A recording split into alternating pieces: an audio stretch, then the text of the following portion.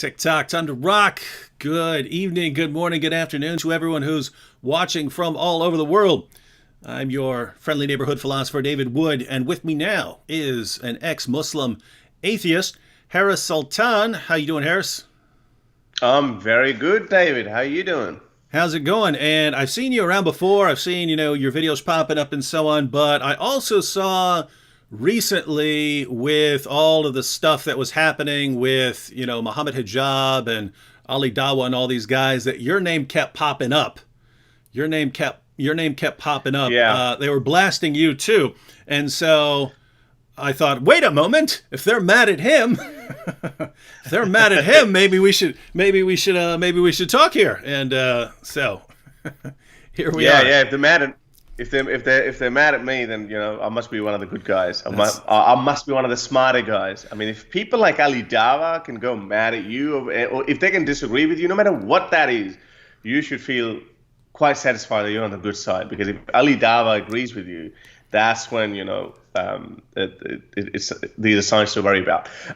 No, look, I've been watching what's been going on, and I gotta admit, David, you are an absolute genius. I'm an atheist. You're a Christian, but I gotta give it to you. You are an absolute genius. Every trap that you've laid out for Mohammed, the broomhead hijab, he's walked straight into it. He does Like sort a of. raging bull. Like a raging bull, he doesn't know what he's getting into. I mean, I've been looking at the number of patrons, your patrons going up ever since, and I made a tweet as well. I think that got quite a few retweets where I tagged patron support, and I said, these are just games. I know these are just stupid, silly games that Mohammed Hijab wants to engage in, and then your number of your patrons, number of Apostate Prophets patrons, that's been going up, and that's the very thing that he didn't want. Before that, the whole going after your wives and making all these sexual remarks and everything, and that also backfired because you guys ate the Quran. Mm-hmm. I have a different approach on that, but good on you for standing up, Mm-hmm. and that backfired as well. There is his own people. His own crowd is like turning on him, just like how they turned on him and Yasir Qadhi after this fiasco of the. I'm just going to tell you, the standard narrative has holes in it. Yep. That was, Some pretty big holes. Everything's backfiring for them.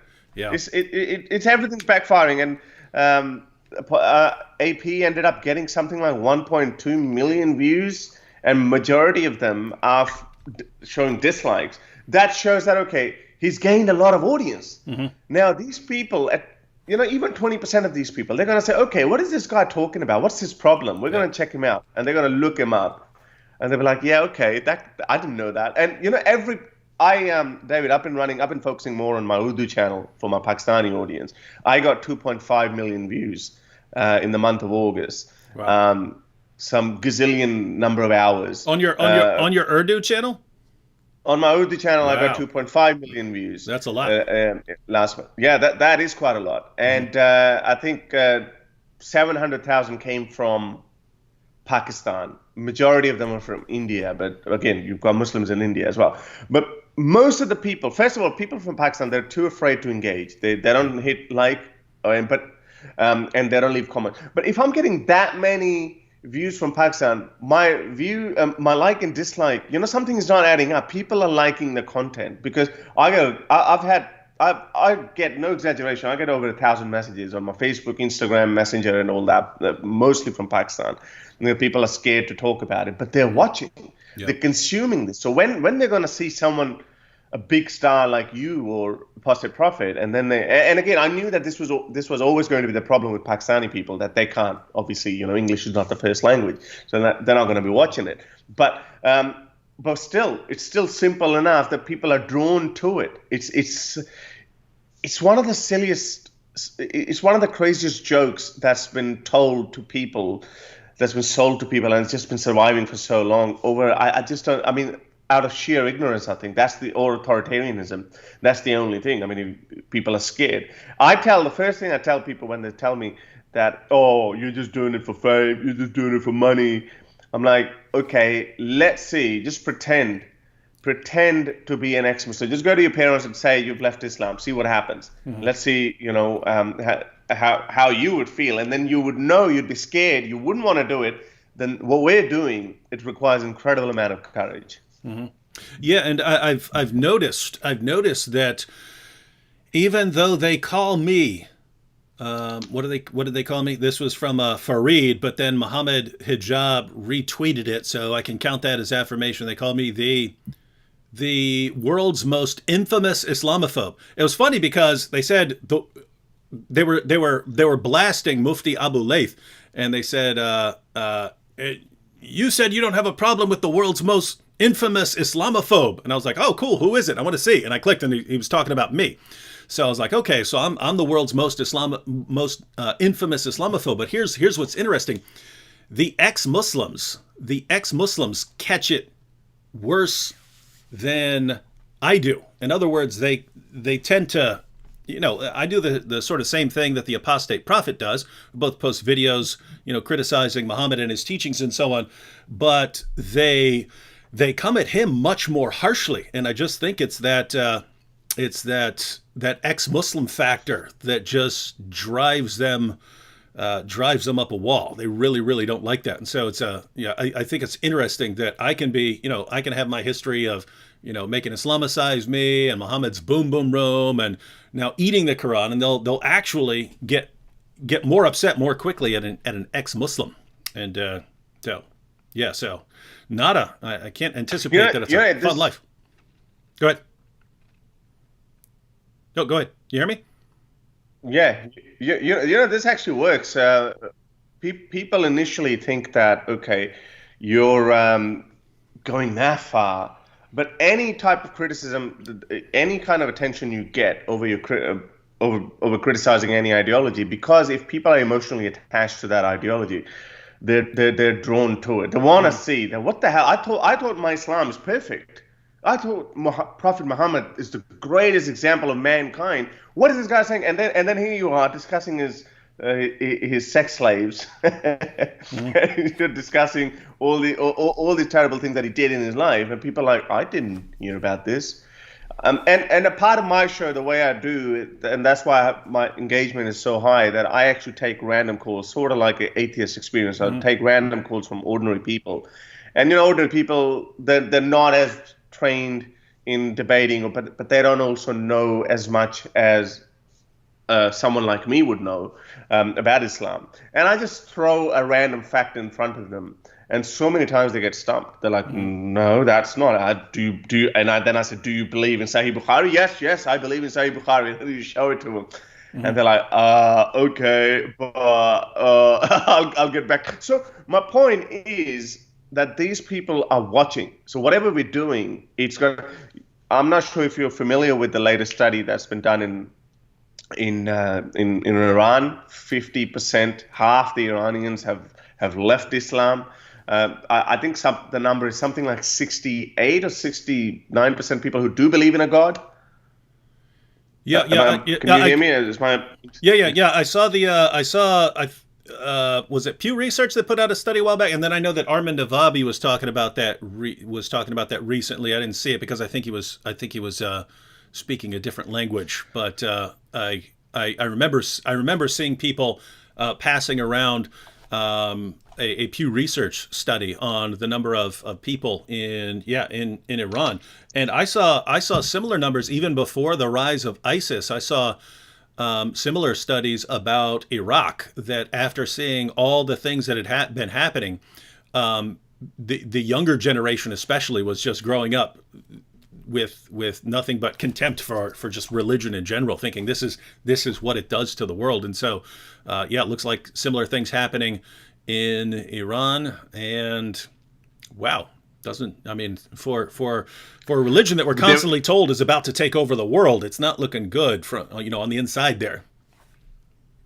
It's not. It's dying. It's dying. It's a diseased structure. This whole structure of Islam is diseased, and it's like it's very ugly on the inside, and then they've just put a lipstick on it and made it try to look really pretty, but it's not pretty at all.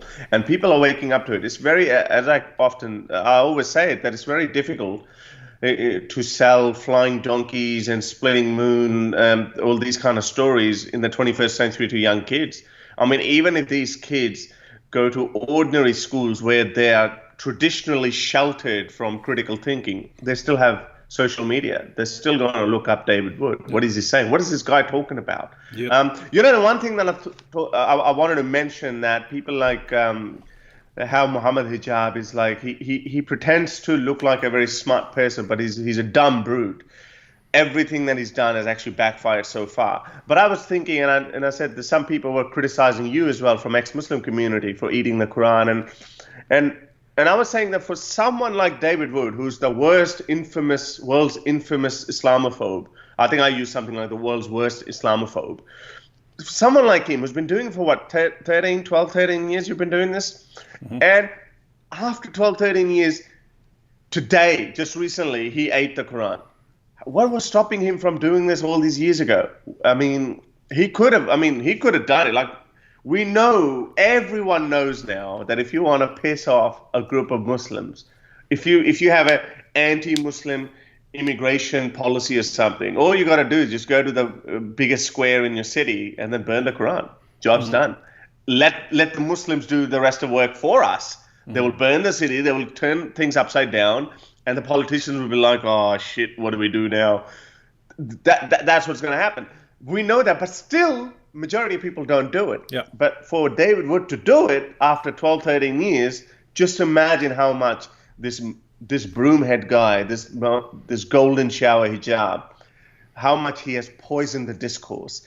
And I think that's why when you keep doing it, people, I know the Muslim mentality. People are cursing hijab. People are cursing hijab. We like to find reasons to blame people. We like to say, oh, it's happening because of you. And people are thinking that hijab is happening because of you. So hijab is incredibly, Ali is traditionally incredibly stupid, Ali Dawah. Hijab is so arrogant that he doesn't realize all the devastation that he leaves behind. Mm-hmm. Yeah, and along those lines of how easy it is to enrage people like Mohammed Hijab and Ali Dawah. I mean, I warned them repeatedly. I mean, if you go back to those live streams from a couple of weeks ago and we started talking about this, it's like, dude, you do not want to go down this route. You can shower me with abuse all day long. I'm fine. It doesn't affect me. I can enrage you in a couple of seconds. It doesn't take that long. You're extremely sensitive to these kinds of things. So do not go down this route.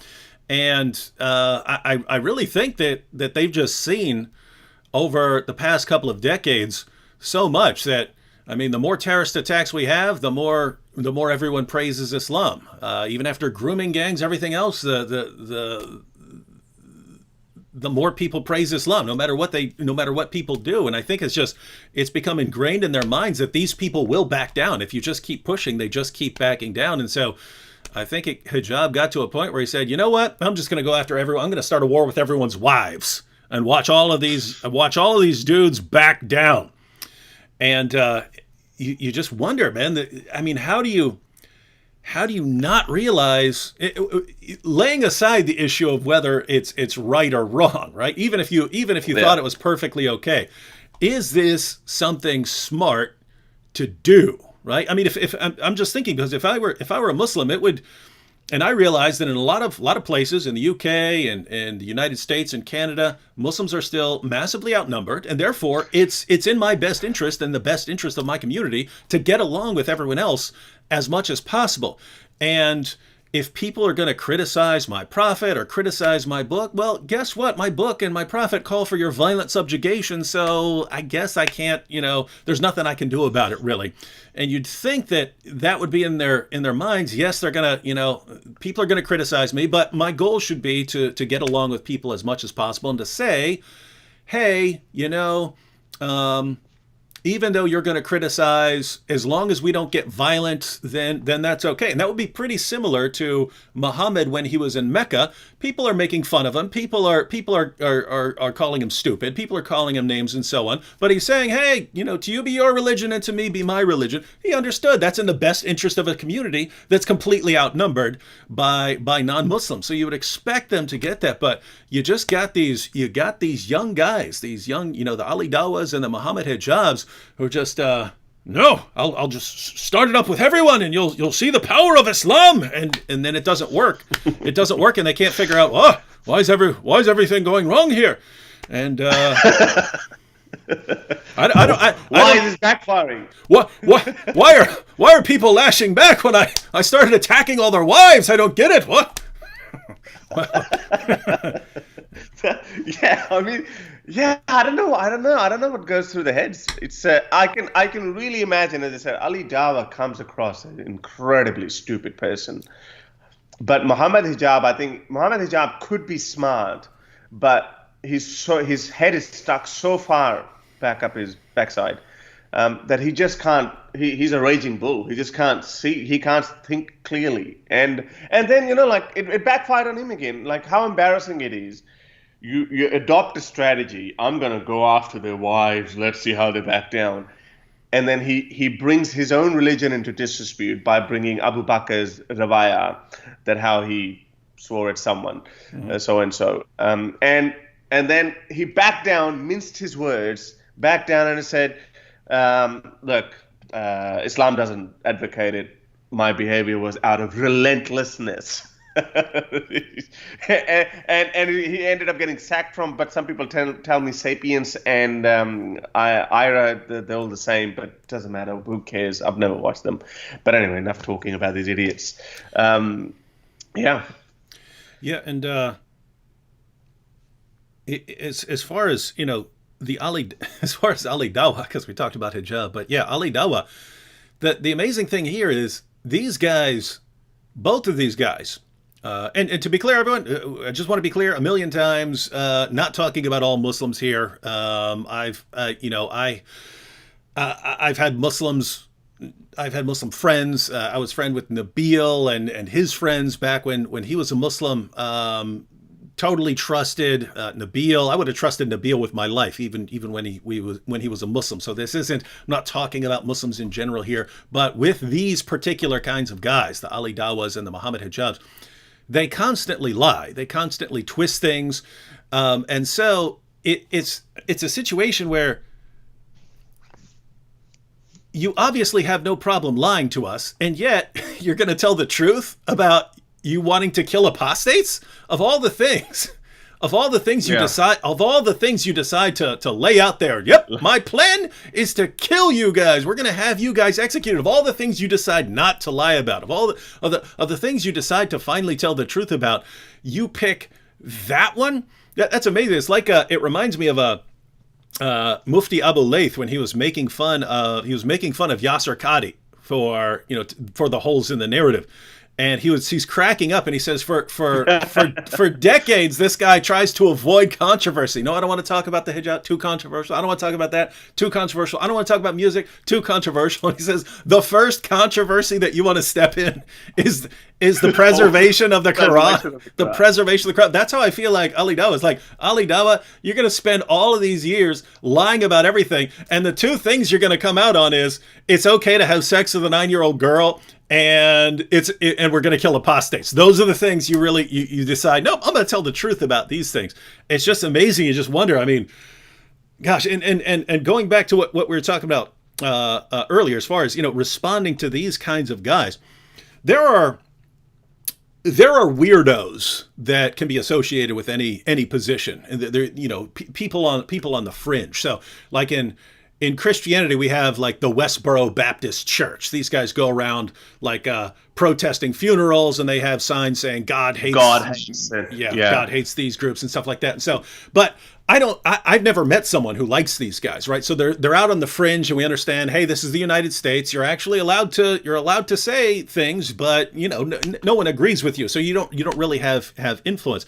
And if in the Muslim community, this was some weird fringe and they started attacking people's wives, I would pay no attention to it. I would say, okay, these are weirdos, but these are popular sort of mainstream popular internet guys who apparently represent organizations, Sapiens and so on, and are steadily increasing and blowing up in popularity. And those are the situations you have to worry about. If you have some weird dude saying, I'm going to go after everyone's wives, well, so what? No one's listening to him.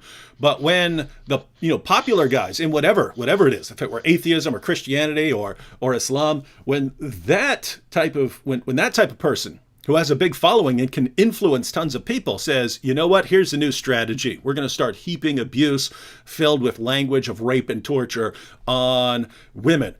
That's when I would sit there and go, whoa, I've had this kind of in my pocket for years, but I know what Surah 6 verse 108 says, and that if you're heaping abuse on someone, insulting, then if I threaten your religion with insults and abuse in return, you're supposed to back down. And so I've been keeping this in my pocket, but I'm pulling out the pocket now.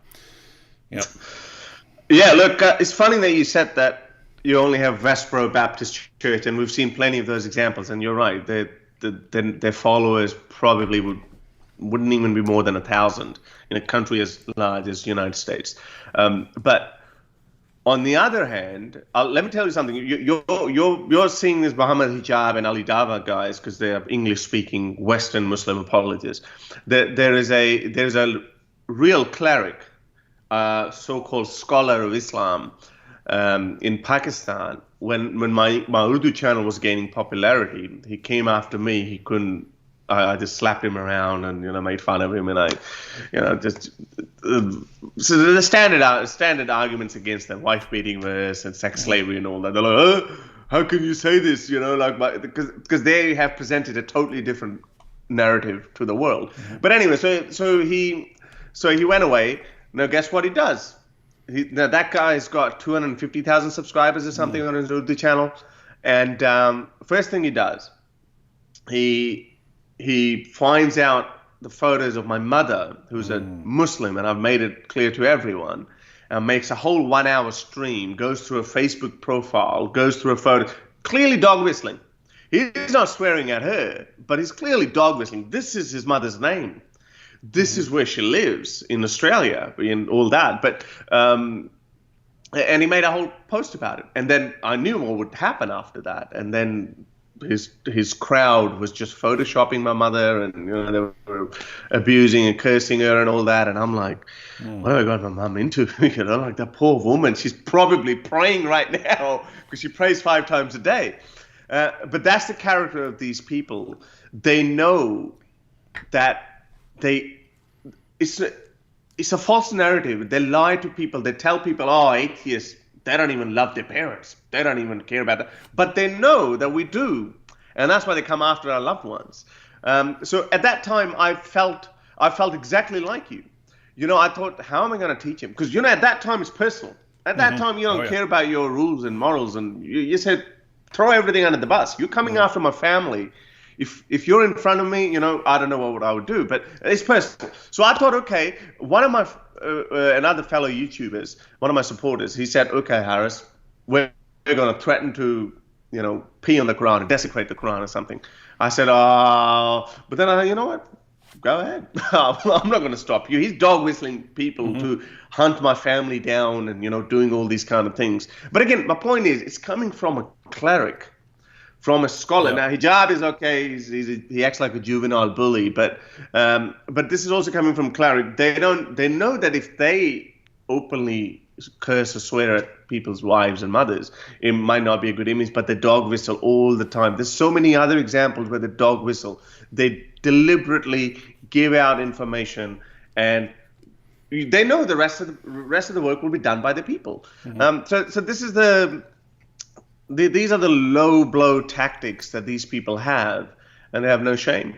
Some of them, these people, obviously. I mean, they're obviously honorable people, like Mufti Abu Layth, and there's this actor I've been speaking with, and there's so many other decent human beings, and which is the reason why. And I have to confess as well, I said that to Robert Spencer as well, that I deliberately stayed away from you and from Robert Spencer, thinking that, these guys are Christians. I'm an atheist. I have a different narrative. But if they can't see problem with Christianity, how can they see a problem with Islam. That was my worldview. So I just never paid attention, even though you name people in Pakistan, they keep saying that, oh, David Wood is the king. I became an ex-Muslim because of David Wood. Smart. So it happens. It happens all the time. Your name keeps popping up, and then I think the second biggest name is Apostle Prophet when it comes to English-speaking world, people in English-speaking countries. They say David Wood, and it's funny that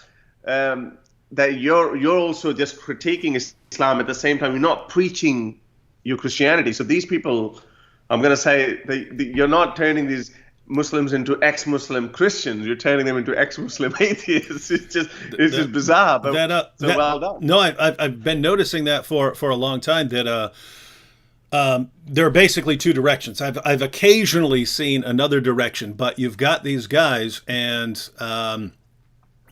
they've been raised all their lives to believe in Muhammad and believe in the Quran and believe in God and believe in angels and so on. And then if you just go and wreck their belief, then even if you're going after Muhammad and the Quran, you've got two basic options there. You still might believe in God, and you still believe in Jesus, and you still believe that God sends prophets and so on, but you reject Muhammad and the Quran. And so pretty natural for these people to become Christians, or at sort of the end of that, you don't trust religion in general. It's like, wait, these guys misled me my entire life, and you just end up with this negative attitude towards any sort of religious claims. It's all, wait a minute, it's all of these religious claims. They're like the same kind of claims that this guy was drilling into me in the in my school and so on, in my madrasa, and so it's. There are exceptions. I believe Farhan Qureshi is now Hindu, I think, something along those lines. He went in an Eastern direction, but in general, I would just I haven't counted or anything, but it seems like around half and half of the people that I hear from, like half are becoming either atheists or agnostics, or just not sure, not religious. Or they become Christians, and then occasionally you find someone who becomes something else. But and I mean that seems pretty natural. It seems pretty natural to have one of those reactions. Either, oh, I don't believe in that guy anymore, but I still retain a lot of my former beliefs, versus, man, I'm so disgusted with this whole religion thing. I don't want any part of it. Not of Islam, not of Christianity, not of any of them. Yeah. I reckon the number would not be 50-50, but again, your experience might be different. People who are writing to you would be different. I think overwhelmingly they turn up being atheists, but even the people who reach out to me and they mention your name. But I think why you're different is because you're not like other Islam critics who criticize Islam and then in every sentence replace Muhammad with Jesus. So that might not also, that kind of approach might also only appeal certain percentage of crowd, not overwhelmingly. But when you go all in on Islam and the Quran exclusively, that's when people go, okay, let's see what this guy is saying. And then for like when I first watched your video, I don't know, a long time ago, I didn't even know you were Christian. You were just going, yeah, Mohammed. I was like, okay, I watched this video. And a few months later, I watched it again, some other video, and I'm like, okay. And then when I looked into it, then I found out about Nabil and, all your work with him, and about your history as well. So, and again, but I was obviously reading Dawkins and Sam Harris and all those guys at that time. But yeah, you're right. I mean, it's quite natural. Once you go, well, if I've been lied about this, then what makes me think about Jesus is right or not. So and that's how my journey started. I always had these questions about Islam. I was a boy growing up in Pakistan. I moved to Australia when I was 19. I came here to study. I did my degree in IT, and I had these questions which were suppressed. They were never, funny thing is I actually went to a Christian school. All my teachers were Christians. And now as I grew up, when I became an atheist, then I realized that those poor people in their own country, they were always petrified. If something, they would teach us. Our Christian teacher was teaching us was teaching us the religious studies. It's, it's not really the religious. It's just like a textbook history of Islam in subcontinent and all that. But I remember this line. I remember, and she was just singing songs about the glory of Islam. But now I think about it, and I go, it must have been killing her. That these people came from Arabia and they conquered India, and they came with all these good things and good teachings, and people found this religion to be so beautiful, and then they converted to Islam. I was like, this must have been hurting her when she was teaching us that. Or maybe, Stockholm Syndrome, maybe at that time, she just thought, yeah, maybe there might be some truth in that. But I had those questions, but nobody had those answers. But there was a culture of suppressing those questions. And I guess which is everywhere. Sometimes kids are encouraged to ask questions. Sometimes they're not, even in Western countries. If you have a very religious family, people, a kid might feel a bit intimidated to ask his father about God and whatnot. But in Pakistan, it's a totally different ball game. And they'd burn cities they'd turn everything upside down if you just say something wrong and it's going in the worst direction. So when I came to Australia, I remember there was this Christian apologist. He had written a column in a newspaper, and I was just reading it. And he was critiquing Richard Dawkins, but he was coming from a Christian point of view. And even though I had just watched one documentary of Richard Dawkins, even though I had all these questions like, oh boy, that's too confronting. I don't think he can talk about God like that. Even then, now I look back, he's one of the politest guys. But because I'm just saying that how religion holds onto your psyche, that even at that time when I watched one of the politest atheists, he's critiquing Christianity and Islam. I think the documentary was called Root of All Evil or something. In America, they have a different name. And I watched it. I was like, no, man, you can't talk about God like that. God is love, blah, blah, blah. I turned it down. And then 6 or 7 months, maybe a year later, I saw this newspaper article. And this journalist was critiquing Richard Dawkins. But I'm reading it from the journalist's point of view. And I'm saying, the other guy, whoever the other guy is, makes more sense. And this is about 2005, 2006, and so internet was in its Google was in full glory. And then when I looked up Google, I found Dawkins, and I consumed, I think, 4 of his books in 5 months or something. And then I found about. So at that time, I realized, okay, I've got the answers. I think I was already stepping away from religion because there was no evidence. But at that time, I could conceptualize my thoughts, and I could eloquently put them in front of people. So that, and again, Mariam Namazi is another one. She, in 2008, just stumbled across a BBC interview. It was a BBC program where she was standing. And I'm like, wow, do these people exist? I thought I was the only one. I was the only person who left Islam. This is in 2007 and 2008, or 2007, I believe. And she's talking, this brave woman standing up, and there's these clerics are sitting there. And she's just hammering Islam away. Again, that was my shock. I was like, ooh, can you talk about... Because now I was trained by people like Dawkins who were just criticizing this Christian God. And, they were very sophisticated in their approach. And now I'm looking at Mariam. Mariam was just giving it to him. And I'm like, wow. And then, that's where the term ex-Muslim came to me. But even then, I didn't do it for 10 years. I didn't start my activism until 2017 when I realized that, so I was an atheist throughout this time. I met a beautiful Australian partner, built a life, carried on with my daytime job, finished my degree in 2007, found a job. Everything was fine. And then 2017, there was this crackdown on these poor atheists in Pakistan. One of the guys who ended up getting caught is one of the nicest guys. I have never met him, but I've heard about him. That his speech was so eloquent, so polite. It's like literally the flowers coming out of his mouth in his criticism of Islam. But it was all very confined within closed circles and some limited Facebook groups. But the government decided to crack onto them, crack down on them. And they arrested them. A few other people got arrested. One of the people I rescued helped him out of Pakistan. And that's when I thought, you know what, this is it. We have to speak up. And one little action by them, a blogger, they shut down a blogger whose reach might not have crossed more than 1,000 people. That action led someone like me to come out, and then a year later, I started the Urdu channel. And as I said, 2.5 million views last month. Month before, I had something like 1.6 million or something. And these views are just going up and up and up.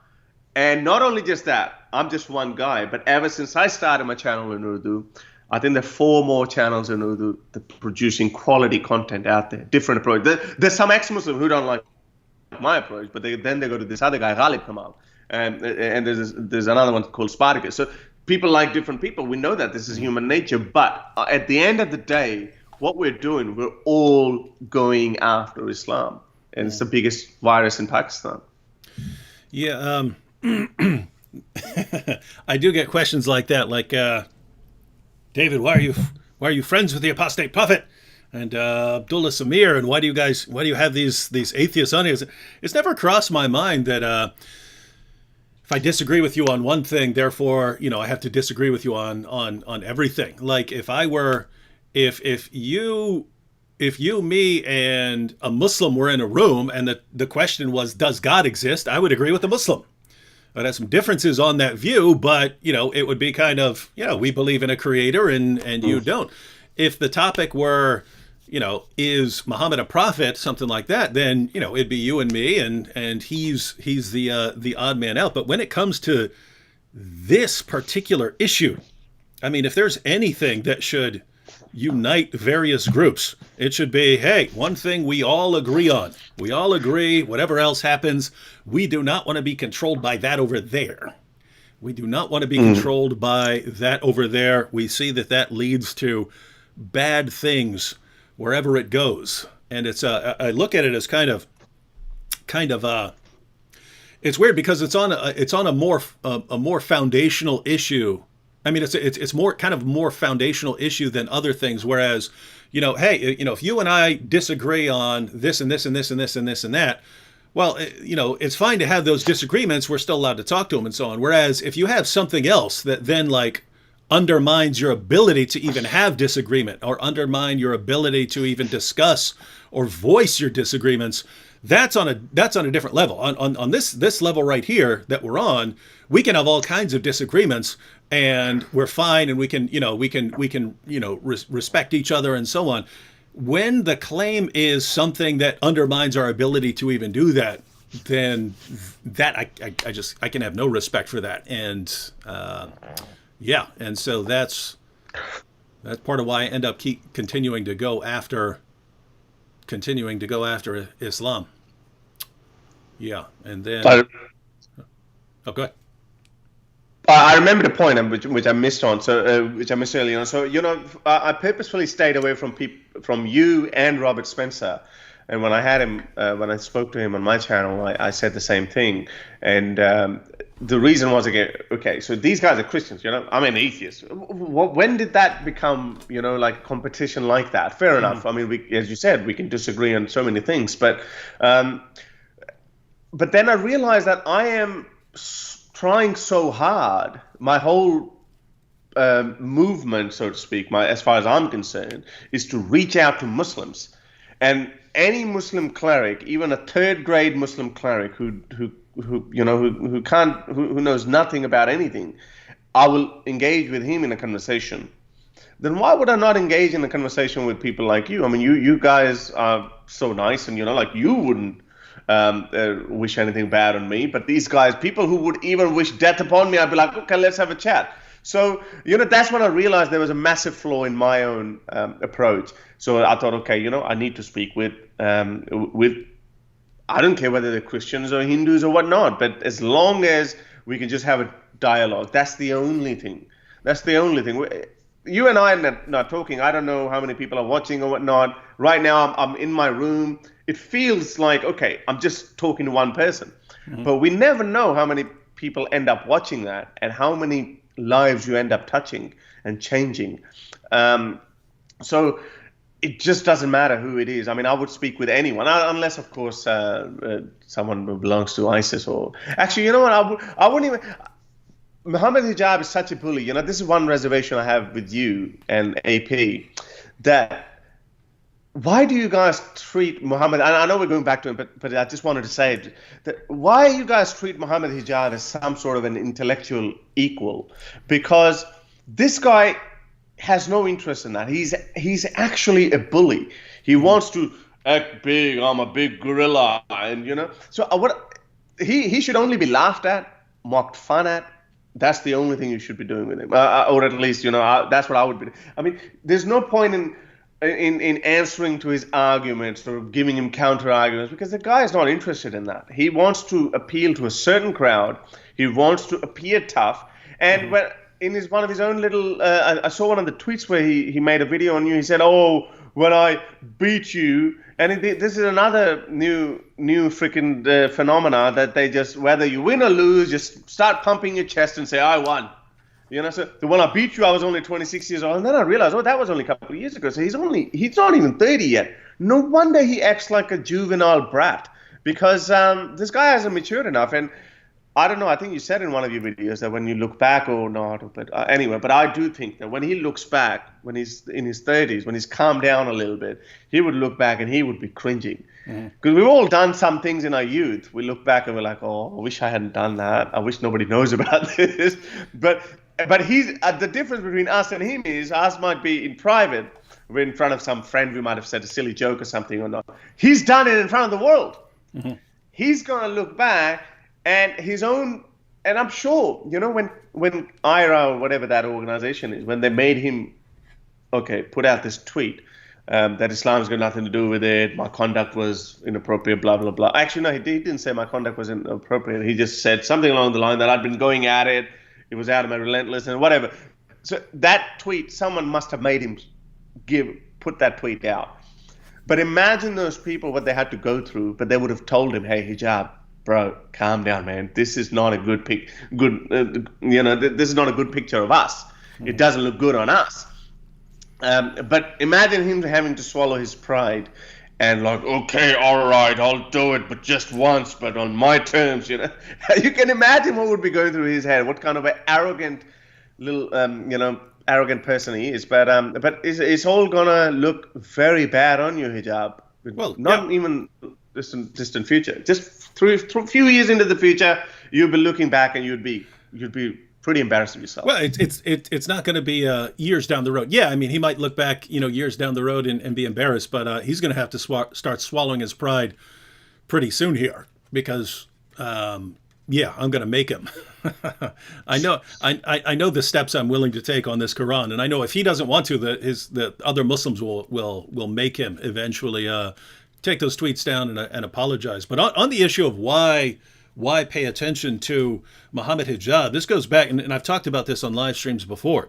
This is going back to more than a decade ago. One of the problems I saw was that when churches wanted to have an interfaith dialogue or a debate, a Christian-Muslim debate or something like that, they would get the most respectable, nice, gentlemanly Muslim speaker to come in there. And I was just always thinking, hey, I know Muslims who are a lot more aggressive than these guys. And when I look at the Muslim sources, it seems like these guys are more meant for us and not really to reflect the true sort of spirit of Islam. So when I look at someone like a Mohammed Hijab or an Ali Dawah, I know that as an American, as a Westerner, as a Christian, I don't want to interact with the chest thumping guy. You want to marginalize and get rid of him and get the people there where you can have serious, calm discussions. But at the same time, I think that's part of the problem, in that is giving a lot of people a false picture about Islam. Because here's the thing: you go up to a Christian in America who goes to a Christian church, and you start saying, hey, what do you think about when you think about a Muslim? You might have some that say, I think of like Osama bin Laden or something like that. But if they're not talking about something they saw on the news, they're thinking of like, oh, my Muslim neighbor who lives on the same street to me, or my Muslim coworker, or the Muslim I go to school with, and they're thinking of these very nice Muslims. And the problem is when I start telling them what Islam teaches, when I start telling them, hey, here's what's in Islam's most trusted sources, here's what the Quran says about what will happen to women if Islam takes over, here's what the Quran says about this, here's what the Quran says about that. They're always thinking, no, what are you talking about? I know all these nice Muslims, they're just not like that. There has to be something wrong with what you're saying, David. There has to be. You have to be twisting this stuff. You have to be completely misrepresenting this stuff. You have to be lying, because I know Muslims and they're just not like that. And so basically, part of the problem is, I believe that a lot of people in the West, think about it. You've got, on the one hand, the terrorists, and then you've got the other Muslims they know, and the other Muslims they know are nice people. And so the conclusion that you would draw there is, well, the terrorists are these lunatics. They're just crazy, right? They're not the real Muslims. These are the real Muslims. And so way back in the day, I just realized we need some people who aren't the terrorists, but who are a better sort of reflection of the true heart and spirit of Islam, to be its vocal representatives in the minds of lots of people. And so when I see, an Ali Dawah or a Mohammed Hijab, as revolting as they are, and as much as we want to say, oh my goodness, please get rid of these guys, please take these guys somewhere else, please Muslims, do something about these guys, as much as we want to recoil from them, I also want to say, no, these guys, and, admitting that Islam allows sex with 9-year-old girls, admitting that, hey, if we get a chance, we're gonna kill you ex-Muslims. These guys admitting this stuff, and then thumping their chest and me strong, me crush you. I'm looking at that going, you're finished. Yeah, this is. Wallah, you're finished. This is more. This is closer to what I read in the Muslim sources, and so I think. Yeah. We obviously don't want all Muslims to become like that or be a really big mess, but I think I don't think the rising popularity of people like Mohammed Hijab and Ali Dawah is a bad thing in the long term, because I think now people are going to be thinking, okay, yeah, you have the terrorists and stuff, but then you have, my nice Muslim friends, but why are these guys so popular? Why are these guys who are thumping their chests and screaming and shouting everyone down, why are they so popular if Islam is really this, calm, reflective, contemplative religion of prayer and worship? Why are these guys thumping their chests all the time if that's the case? Mm-hmm. So David, your worst infamous Islamophobe, is that another tactic of yours? Have you employed Mohammed Hijab to work for you? Is he working in cahoots with you? Yeah. So far it looks like it. Yeah. Well, I'll say this: he's working for me, but he doesn't know it. Mohammed Hijab is working for me. Mohammed Hijab and Ali Dawah are working for me without realizing that they're working. That they're working for me. Now here's the thing. If you look over the past couple of years, right after my debate with Hijab, I posted a couple videos pointing out some things. But after I realized, wait a minute, what am I doing? This is the guy I've kind of been looking for, right? As far as someone who could become very popular and is representing an aspect of Islam that people need to know about, but that is not reflected in the minds of many people. This is the guy. So after that, I left him alone. I just left him alone. It wasn't really until the, hey, I'm going after your wives now, that it's okay, Hijab, I was rooting for you to become popular, but now you've crossed the line that the man in me can't allow you to start going and heaping abuse on women. Can't do it. The husband in me can't allow you. No, by the way, I didn't mean that you shouldn't engage them, like as in ignore them. No, I didn't mean that. I mean, I was saying literally, specifically, I'm saying that people like Hijab, we can't engage them in serious discourse. We can just make fun of them. That's what I'm saying. Just laugh at them, make fun of them, and that's what kind of what you're doing. Yeah. You're always poking him, and it's like more this bear gets provoked, better it is for you. Like if we're just looking at it as a duel between two sides, you've got him wrapped around your pinky finger. Like, I mean, he just doesn't realize everything so far has actually backfired. And it's like, man, hey, Hijab, can you come after me as well, please? So I can. Hey, you know, it's funny because you mentioned earlier that he that he just falls into every trap, and it's funny because we're sitting here going live, and I know he watches them because he reacts to the stuff, but I will sit there and explain the entire mechanism of the trap. Right? I'll say this years ago. I'm always plotting in my mind. I don't know for some reason when I think, okay, here's a problem I see in the world. If this were to be fixed in the next 20 years, what would need to happen? And in my mind, from right here until then, it's like a bridge forms of different steps that need to happen. Like it just transforms. Like I don't even have to really be thinking about it. It just goes right in my brain. Oh, if you want that, we'll just do this. And so a plan will form in my brain. And for years, I'm thinking things like, oh, here's what we need to do. Oh, we need people like Mohammed Hijab to actually become the representative so people aren't as resistant when we tell them what Islam teaches and so on. So I start thinking of all these things that need to happen. And, for a decade or so, I would keep these things to myself. But it was back when like Jordan Peterson and that Milo Yiannopoulos guy were going onto college campuses and speaking, and the crowd would shout them down. The crowd would all freak out and shout them down. And they would say, when they're being interviewed ahead of time, they would say, yeah, we're going to go there and I'm going to get up to the microphone and they're not going to let me speak. They're going to start shouting me down. They're going to scream and then police are going to have to come. They would say all this ahead of time. And I would go, well, they're not going to do that now because you just told everyone what they're going to do and they can't do it. Because I mean, if you tell me David Wood's going to do something, I'm going to try not to do that because otherwise I make you look like you're right about me.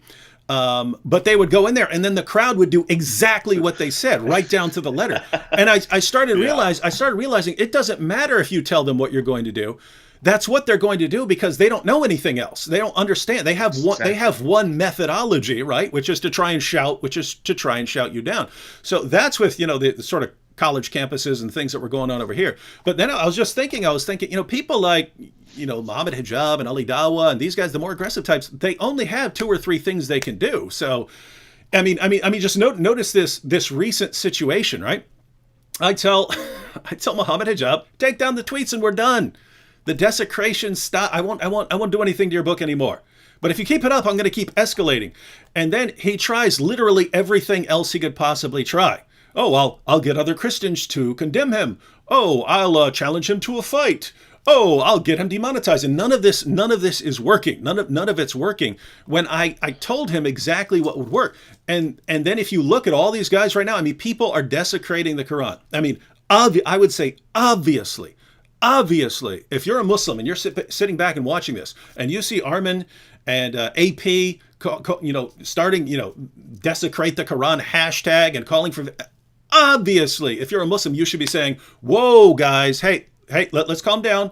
And what can we do? What can we do to stop all of this and to dial things back? You want us to stop being so mean towards ex-Muslims? Okay, we're going to call on our supporters and followers to be nicer to ex-Muslims. But as long as you guys stop with the burning the Quran and these things, you would expect that. But instead, if you go look at their tweet, all they're doing is attacking more. And it's funny because that's all they know how to do. If there's a problem, well, you heap abuse and start attacking and insulting, and you just keep doing that. Well, that didn't work, and now people are coming at your book and your prophet. Well, let me go after them even more and heap more insults. And it's just like, guys, you have one method that you're going with here, and when it's not working, you just keep doing it more. And look at what it's doing. And this is something else. I've been actually saying this for years. And you can go back, find me saying this in videos and live streams. But I said, because of their tendency to launch personal attacks and insults, I've noticed that very early in Islam, when you could give an argument and they would try to discredit you. There's why you shouldn't. It's not, hey, let me refute your argument. It's, here's why you should not listen to this person. This person was not a true Muslim. This person doesn't know Arabic. This person this person that. This person's evil. This person that. Instead of actually dealing with the argument. But I recognize because of that tendency, you can get them into a situation where you're blasting away at their prophet and their book. And because that is the natural reaction for in that community, they will blast you personally. And so if you can get into this cycle where people blast away at their book and their prophet, and they blast you personally in return, well, as long as you can take a lot of abuse, they lose that. They're going to lose because at the end of the day, I'm not essential to Christianity. You're not essential to atheism. We could disappear. That doesn't affect atheism and Christianity. Well, Muhammad and the Quran are pretty essential. So if we're blasting away at what is essential and foundational at your religion, and you're blasting away at all these inconsequential things, it's like if two countries are at a war and one says, "Hey, I'm going to destroy their centers of production. I'm going to destroy this," and the other one's just firing missiles off into deserts and stuff. It's like, what you're going to lose. And so it's recognizing that situation. And hijab it doesn't matter. It's just, hey, what do I want this guy to do? What do I want this guy to do next? Okay, here I can do this one little thing and then he'll do it. Bam! And then he does it, and it's pretty amazing. David, well, you know what these clowns are not realizing? The biggest thing out of that, obviously they don't want to seem like, oh, we're backing down because David would put an ultimatum on us. So that's why we're not going to do it. We're going to do everything else, but we're not going to do this. So what happens, David Wood doesn't care. David Wood can do this for, I don't know, next 3 years, if he has to. Yeah. But David Wood does it. And then what happens? So many other Muslims are going to see it. People who are just bystanders, innocent bystanders. They look at it. They're like, yeah, okay, he's done it. And then look at, Norway, another one has done it in Norway. Oh, someone's done it in Sweden. Some ex-Muslim has done it. They're getting desensitized. So Islam also relies on the fact that Muslims are emotionally charged with this ideology.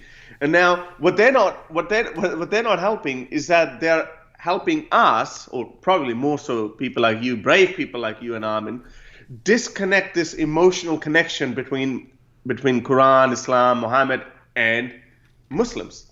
That's another thing that's working. So it's win-win for you. So not only that you can keep doing it for infinite amount of time, as long as you live, and then these guys are just ramping it up, and they're also themselves. And another big why blasphemy or sometimes extreme blasphemy is very useful. I've had plenty of messages from people because Islam's biggest strengths are turning out to be its biggest weaknesses. For example, suppression of freedom of speech, incalculable amount of lies and storytelling that Muhammad was so nice, this woman used to throw rubbish at him, and one day she didn't throw rubbish at him. He went up to find out, why did you not throw rubbish at me? Oh, she's sick, and then started looking after her, and then she turned into a Muslim. Oh, dear Muhammad, what a lovely character. Always old ladies involved. Turns out to be a lie. When I tell them to people, they're like, oh, what? Okay. So Islam's biggest strength is turning out to be its biggest weakness. Preservation of the Quran. Why invent a lie to begin with? Because now, when I was growing up, everyone, even these clerics, hafizes, people who memorize the Quran, they used to say that not even a dot is out of place in the Quran. Mm-hmm. And here we have friggin' holes in the narrative of the Quran. So these lies are turning out to be are blowing up in the face. Where, for example, Christianity doesn't even have a claim as stupid as that. They're like, okay, so it doesn't matter Christianity might have other weaknesses. That's fine, but and maybe that's why Christianity has been weakening. But Islam was so strong for such a long period of time because of these very few things: emotional connection between Muslims and Islam. Preservation of the Quran, it must be from God, because what other book can be preserved like this? And then we're like, oh, okay. And because they wanted to preserve the Quran, these verses of cutting off hands and feet and owning slaves and sex slaves, etc., they might have worked 200 years ago. But now they can't change it. They're like, gosh, what do we do now? What do we do? How do we tell these Islam critics that, it's okay, under this context, it's okay to chop off the hands and feet of those who wage war against Islam? Now I mean, 100 years ago, you could say, well, if someone's waging war on you, literal war on you, then of course you're not going to give him roses. You're going to cut off their hands and feet. But now we live in such good times that we have Geneva Convention, and we have shown that even in war, you don't torture your enemies or the enemy combatants. You don't torture them. You give them 3 meals. You put them in a house. You do all these things. What kind of a book is this? So these were the strengths of Islam that they're just blowing back in their faces. And people like Mohammed Hijab are acting as catalysts. They are helping us. I mean, holes in the Quran. I mean, people like us, my good friend Abdullah Gondal has been making detailed videos on that for over 2 years now, on my Urdu channel as well. Hundreds of thousands of people have seen it. But the way this one little interview, the standard narrative has holes in it. Mm-hmm. Now the way that blew up, and guess who's at the center of it? Yeah, our golden shower boy. Yeah, and that's it's you talked about Abdullah just going back a couple of years, but the people who've been doing this, I mean, Jay Smith's been doing this, over 20 years, and I've been talking about this for, I don't know, 15 years or something like that. And we just go to Muslim after Muslim after Muslim saying, look at what your sources say. Look right here. Look right there. And it never, I mean, occasionally you'll make an impact with a particular Muslim, but nothing ever becomes popularized. I mean, in other words, every new Muslim you run into, perfect preservation right down to the letter. When you're talking about that, not a change in a dot, I have an endless array of Muslim apologetics books and Muslim Dawah books on my shelves that say this. Not a single dot, and this is not a single dot has changed in the entire history of the Quran in any manuscript, and this is a miracle. And if you believe this, then on the one hand you'd think, well, how does that, is that really a miracle? It doesn't require a miracle for that, but it would be pretty impressive if human beings are copying entire books and not making any mistakes. That would be pretty amazing. But it's all complete nonsense. And yeah, you've pointed it out. And this is one of the original articles I wrote on Answering Islam was called Islam Beheaded: The Information Superhighway and the Death of Mohammedanism. And it was just about how Muslim leaders in Muslim countries have been able to keep their people insulated for centuries from hearing any serious critiques of Islam and from hearing any serious presentation of an alternative to Islam. And now all of a sudden you've got the internet and they're looking things up. And now that stronghold, what was its strength, is, as you pointed out, going to turn into its weakness, because it was a strength it's just like, something like communism or something like that. If you can control the entire flow of information, if you can control everything everyone hears, then you can control what they believe, and you can control all kinds of things. As soon as that breaks down and some information starts getting through that barrier, then now everyone just very quickly stops trusting what they're told. Wait a minute, you told me all my life this, and I just found out that's not true. And something like the preservation of the Quran is a perfect example when you make this incredibly false claim that can be so easily refuted just by putting 2 manuscripts in front of someone's face. When you that's the hill you decide to fight on, this hill of perfect preservation, and someone comes in there and destroys that claim. Well, the person who comes in there and destroys that claim and shows, actually, you've got all these problems in the manuscript history of the Quran, that's false. You haven't just shown the person that particular claim is false. You've shown the person that he or she shouldn't be trusting the people who told them that. In other words, if there's the president of the United States and Secret Service is checking everyone at the door to make sure they don't have any weapons, well, if all of a sudden someone in the middle of the audience pulls out an AK-47, that doesn't just tell you, hey, there's a person with a weapon. That tells you people at the door are doing a horrible job. And in theory, everyone could have a weapon, right? Well, it's kind of like that with this. It's, wait a minute, if the people who are telling me, who are supposed to be guiding me to the truth about my religion, lied to me about that, because I know they know what's in the Muslim sources.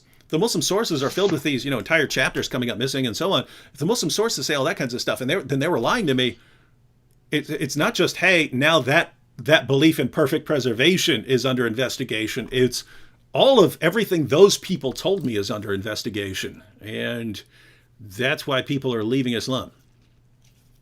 Yeah, and look, different things work on different people. For me, for example, I mean, even the morality part wasn't that much of an issue. I know ex-Muslim women are usually they wake up to it by looking into, hang on, why is my statement worth half, and why my husband can beat me, and all these things.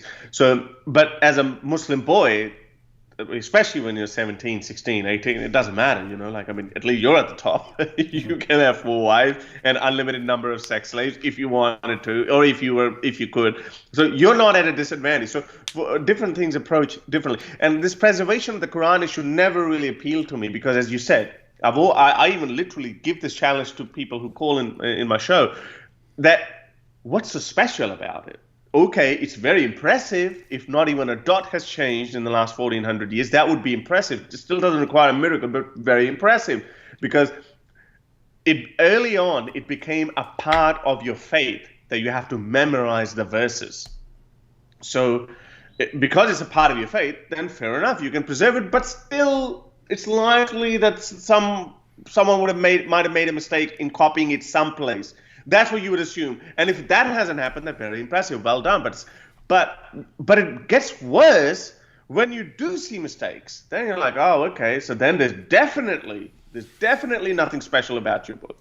So I wasn't even that into it. For me, there were other things like, okay, well, God's throne floating above water before the Big Bang, earth and heaven being split, these meteorites are actually missiles thrown at the jinns. I mean, this kind of crap is in the Quran, and I know that might not trouble you, because you might have other stories or miracles in Christianity, but different things approach differently. But point is, when you have this counterattack on this ideology of Islam from all angles, bad morality. It's like this Islam, this poor little boy in the middle, and people are shouting at him. Women are saying, "Why did you do this to us?" Scientists are saying, "Hey, how could you have said this?" And then the other people saying, "How could you have done this?" And Islam has got no comebacks. And this is the reason, as we spoke about earlier, I think it was some Swedish or maybe Norwegian, actually no, Dutch university that did the study in Iran. A year earlier, it was done by BBC in Arab countries. I think Tunisia's number went from 20% atheists and agnostics to I think 35% or something. And the second country was Libya, and I think that was somewhere sitting at 25, 26%. Hey, wow. Something is happening. When I was back in the early 2000s, I thought Libya was like at 99% or something like that.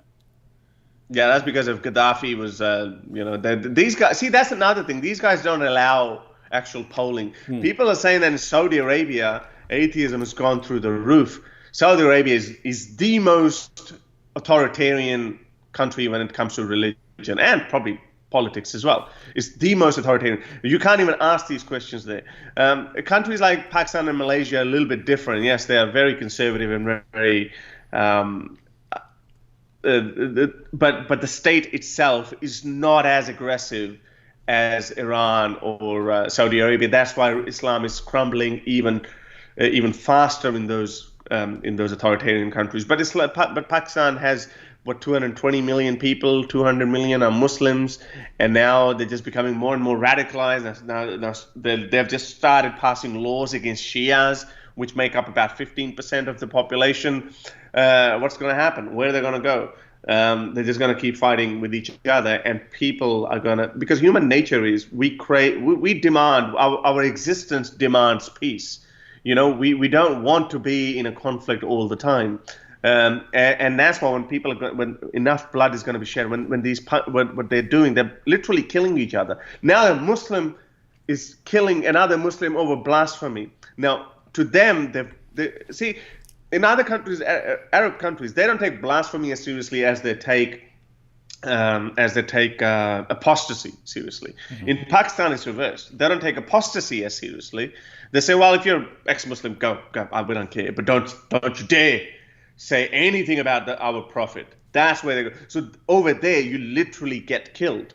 So they have a totally different attitude. But what happens? Nothing stays the same. Nothing. It always evolves. So some genius in Pakistan in the 80s thought that, okay, we're going to put a death penalty over blasphemy. They know that the law is pathetic. That's why over 1,300 cases, not one person has ever been hanged in Pakistan over blasphemy. Never, because they know that they can't hang people over this. They know it. In return, they've hanged plenty of people, plenty of murderers, but they haven't hanged anyone over blasphemy. So the state knows, government knows this is pathetic. But what happens? Because you made this official policy, people get charged up. Now, you say, oh, why did you say, so there are different levels of referring to someone in Urdu. For you say tu. Tu, you can say for a younger kid or someone with disrespect, you can say tu. But for someone with respect, you say ap, meaning, and that's for Prophet. So if you use someone like tu, the word like tu, that you would use for a kid, for Prophet Muhammad, therefore that's blasphemy. We can put you in prison. And if you haven't hanged him, then what's the state doing? And then people become vigilantes and they start taking action into their own hands. Last week, I reported on this. A person who's a memorizer of the Quran, he knows the Quran off his heart, he got killed by his fellow security guard over blasphemy. Now, this guy who got killed would have loved the Prophet like anyone, like as any normal Muslim would. But he also got accused of blasphemy, and he got murdered by his own friend. And that's the frequency has increased. Oh, actually, here's an interesting stat. In last month alone, ever since that U.S. citizen was killed in Peshawar court, I don't know if you heard about him. He was killed in a Peshawar court. I reported on quite a few times. So last year, I think at the end of July, there was a U.S. citizen, Pakistani U.S. citizen. He was lured back to Pakistan and to have some sort of conversation, but it was a trap. And as soon as he got there, they arrested him. He's been going to court since 2018, but nothing was coming off it, obviously, because U.S. had his foot up Pakistan's backside, that they had to release him. They somehow, they get themselves in this mess because the law exists, and then they cave into the international pressure. So nothing was happening. He was probably going to get released. So this vigilante goes in, some 16, 17-year-old kid, poisoned by... Right? Yeah, killed him in court. That happened on 30th of July. But since then, in the whole month of August, we have 32 reported cases of blasphemy, which is the biggest number in the history of entire Pakistan in 1 month. You would get one a month, maybe one every 2 months, but they are getting so charged up. And I think this is just that, just before we start seeing even bigger number of apostasies coming out of Muslim countries, just beware that there's gonna be some bloodshed. And my friend predicts that, especially in some Pakistanis. I mean, I live in Australia. I take my security quite seriously, but there's some ex-Muslim YouTubers who are not in Pakistan, but they are not in very well-off countries either. So he's made a prediction that one of the popular ex-Muslim is gonna get killed as well, because that's likely to happen. This beast is not gonna die without showing his teeth. And as I said, we're seeing in Pakistan, we're seeing this increase in frequency of blasphemy, murders, vigilante actions. But again, I think we will, within our lifetimes, if we don't get murdered, within our lifetime, we will see a very sharp increase. And we're already seeing it. Half the people in Iran, come on, Iran, go tell Obama or George W. Bush, who called it axis of evil. Half the Iranians don't believe in Islam. What more could be better music to your ears? Yeah, and I think there's a parallel here in that lots of the people I've known, including Nabil, who've left Islam, they seem to go through this period where, as their doubts increase, they become more devout. And so, I hear from Christians, hey, I'm witnessing to my Muslim friend, and the more I talk to him, the more devout of a Muslim he's becoming. I say, that probably means you're getting to him, and he's trying to compensate because he's feeling bad that he's having these doubts, and so he's trying to compensate by being a far more faithful Muslim. But so I've seen that over and over and over again, because what happens is they have a lot of confidence in Islam, and then you spend months or years giving them information, and you see they're learning all of this information that they've never heard before, and all of a sudden they start dressing more conservatively and going to the mosque more, and you're like, gosh, after everything I've shared with you, that's what you're doing. And it's kind of compensating. It's obvious that they're compensating, because after that, all of a sudden, hey, I just left Islam. And so what I think you have a similar parallel in, the Muslim community, in larger Muslim communities, when as they're encountering all of this new information, and as they're realizing, hey, we've got all these problems, and as they're, able to see opposing points of view, and as they're able to have their beliefs criticized and so on, that their confidence is being shaken, and people are leaving and so on. Their confidence is being shaken, and so they have this urgency that we must become much more devout right now. Just as an individual has that reaction, it's we're getting shaky here. We need to crack down and become more devout. And I really think that's what you're seeing with the rise of people like Mohammed, Hijab, and so on. Is their confidence is being shaken. I mean, just look. I mean, there's no coincidence that you had the holes in the narrative. People are going to Yasser Qadi. They're going to Mohammed Hijab. You're destroying my faith in the Quran. What's going on? And then all of a sudden, I will crush all of you. I'll destroy all of you. I challenge all of you ex-Muslims. I will shout all of you down. And it's, so I'm looking at that. And I'm going, as horrible as that is, I get it. I've seen this before. I saw it in individuals. Now I'm just seeing it in a community. As I said, it is a win-win for us, because look at Mohammed Hijab himself. We keep going back to this broomhead guy, but him speaking with apostate prophet, him saying that, oh no, hang on, wait a minute. I've been thinking a lot. I'm paraphrasing him, and I'm actually speaking out his thoughts aloud as well. That I've been thinking about this. You clever ex-Muslims have been getting me on this apostasy issue, and then you show our ugly face of our religion to the world. Here's nuance on this.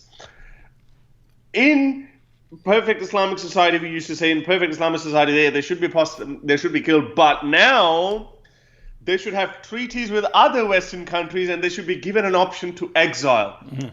That, by his standard, that's a huge leap forward. But by our standard, it's still a fascist ideology. Mm-hmm. That's exactly, guess who said that?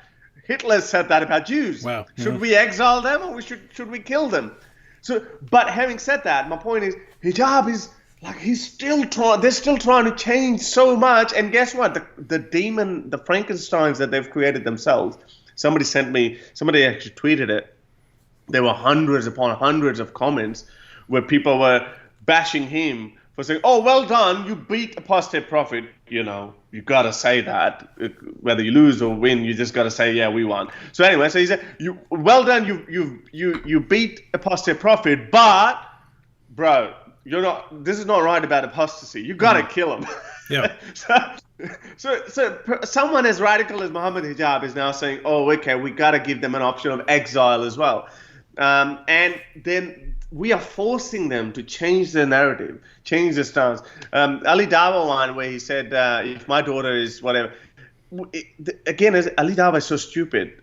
This is a trap that people are setting for him, and he just keeps walking into it. And how could he not walk into it? Because if he doesn't say it out loud, then he's publicly saying that, whoa, maybe Muhammad was wrong in marrying a 9-year-old girl, or some other kind of, or maybe outrightly deny that. But then we know once people start denying hadiths, then they dig a bigger hole for themselves. And which one do you believe in then? Why should we believe in your good hadiths? These guys just keep walking in the traps, and we just have to, and we don't even have to be, we don't even have to have Einsteinian intellect to work that out.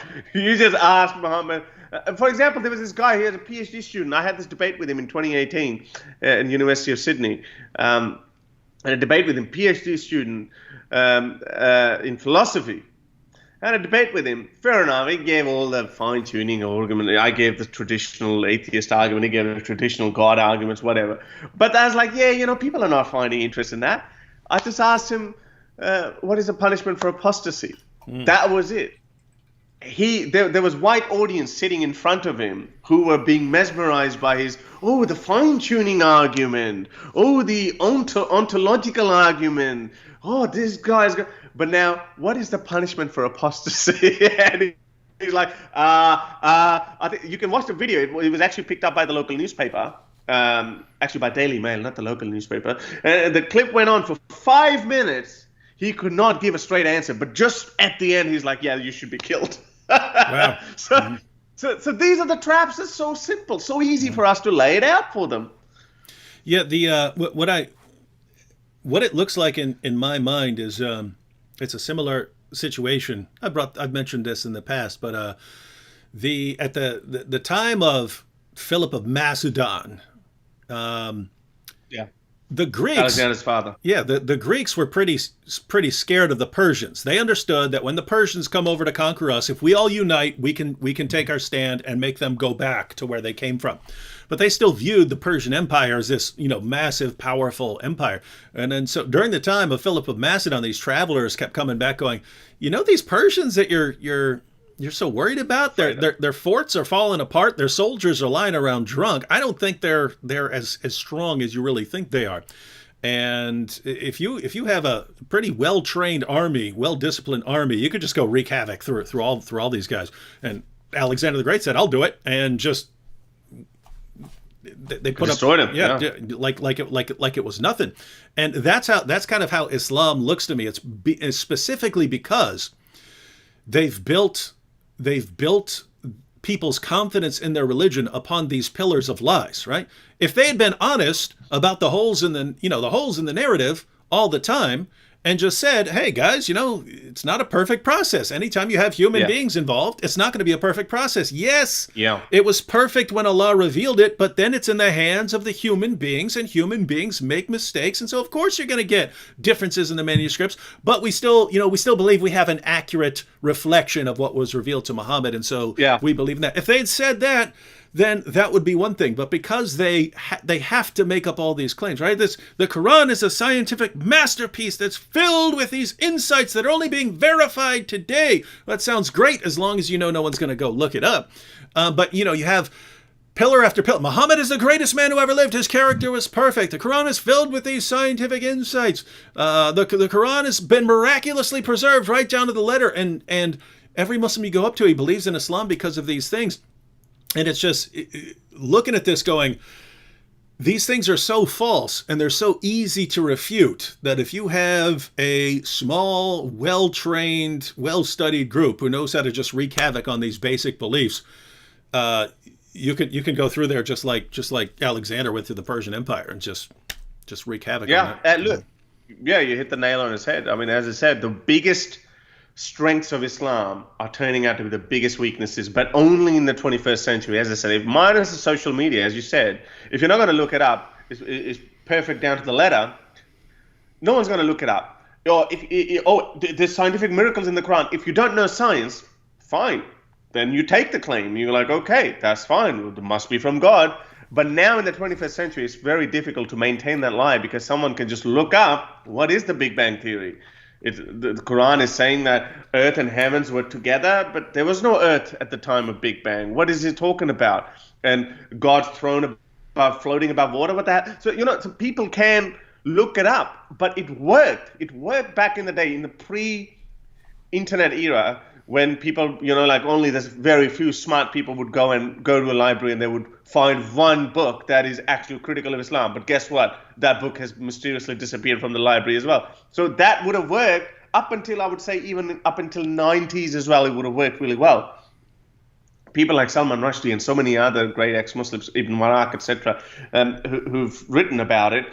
But their books were made, they were so demonize these guys. That when I grew up hating Salman Rushdie, I had no idea what's in that book. It was like just, this guy's he's gonna burn in hell. Guess what? He's freaking still alive, and you can't do anything to him. And then people are not gonna read the book, and they're just gonna go on with their merry life, and they're gonna say like everything's fine. But now, how are they gonna look away when you just watching a Turkish TV drama serial where you're fantasizing about your glorious Muslim past, and then a video comes up of David Wood eating the Quran like this? What are you gonna do? You're bound to click on it, and then you might feel angry, as you're right, and then people do react. This is a survival mechanism. They're like, "Oh, I have to hold on to this faith." You're right. I mean, these people. I lost count of people who used to, because I very seldom delete messages from people unless they actually tell me that, please, Harris, delete it in case your account gets compromised. I'll get compromised in Pakistan. So I seldom delete their messages. When someone sends me a message a year later, and they say, Harris, like I've changed my mind, like I thought I was preserving my faith, but I can't. I scroll up and I look at their messages where they say, a year ago, they were abusing me, they were cursing me, they were saying, oh, how dare you, blah, blah, blah. And a year later, they've changed their mind. Mm-hmm. Why? It's only because of social media. If it was just my book, if it was just my book, reading a book is difficult. Yep. Finding it is even harder. So it's easier not to look at it. It's easy to hold on to your faith. But now these guys, we're in their faces, and I think this is what frustrates people like Mohammed Hijab, and they act out. And I think it's frustrating the civilized scholars as well, like Yasir Qadhi and Shabir Ali and these guys. I mean, Yasir Qadhi, I noticed the other day, he just blocked me on Twitter. I've never been disrespectful to him. I've always been respectful whenever I've addressed him. But you're finished. But these guys, you're finished. Wallah, you're finished. And, this is how crazy they are. That's how far they go into their obsession, this OCD. Muhammad used to do things 3 times, right? He would wipe his bum 3 times. He would knock on the door 3 times. He would eat 3 dates, and everything is 3, right? He was massively OCD. Yeah, massively OCD. But look at Mohammed Hijab. These guys who emulate them, he also act like that. They even copy his mental problems. Like Mohammed Hijab is saying it 3 times. Wallah, you're finished. You're finished. You're finished. It's just crazy. These guys are just. I think we're living in very interesting times. I think, but we got to remember one thing. I just want to say that we have so many ex-Muslims in Pakistan that if I just focus solely on reading the messages that I get from people, they don't leave it, they don't subscribe to my channel, they don't like my videos or whatnot, and I literally get thousands of messages in my Messenger or my Instagram where people say we can't say this, we can't like this, we can't, for obvious reasons, but they are absolutely living in a suffocating environment. And I know that you can shut down few people, but you can't shut down everyone all the time. So it's just about gaining number, and I'm very hopeful.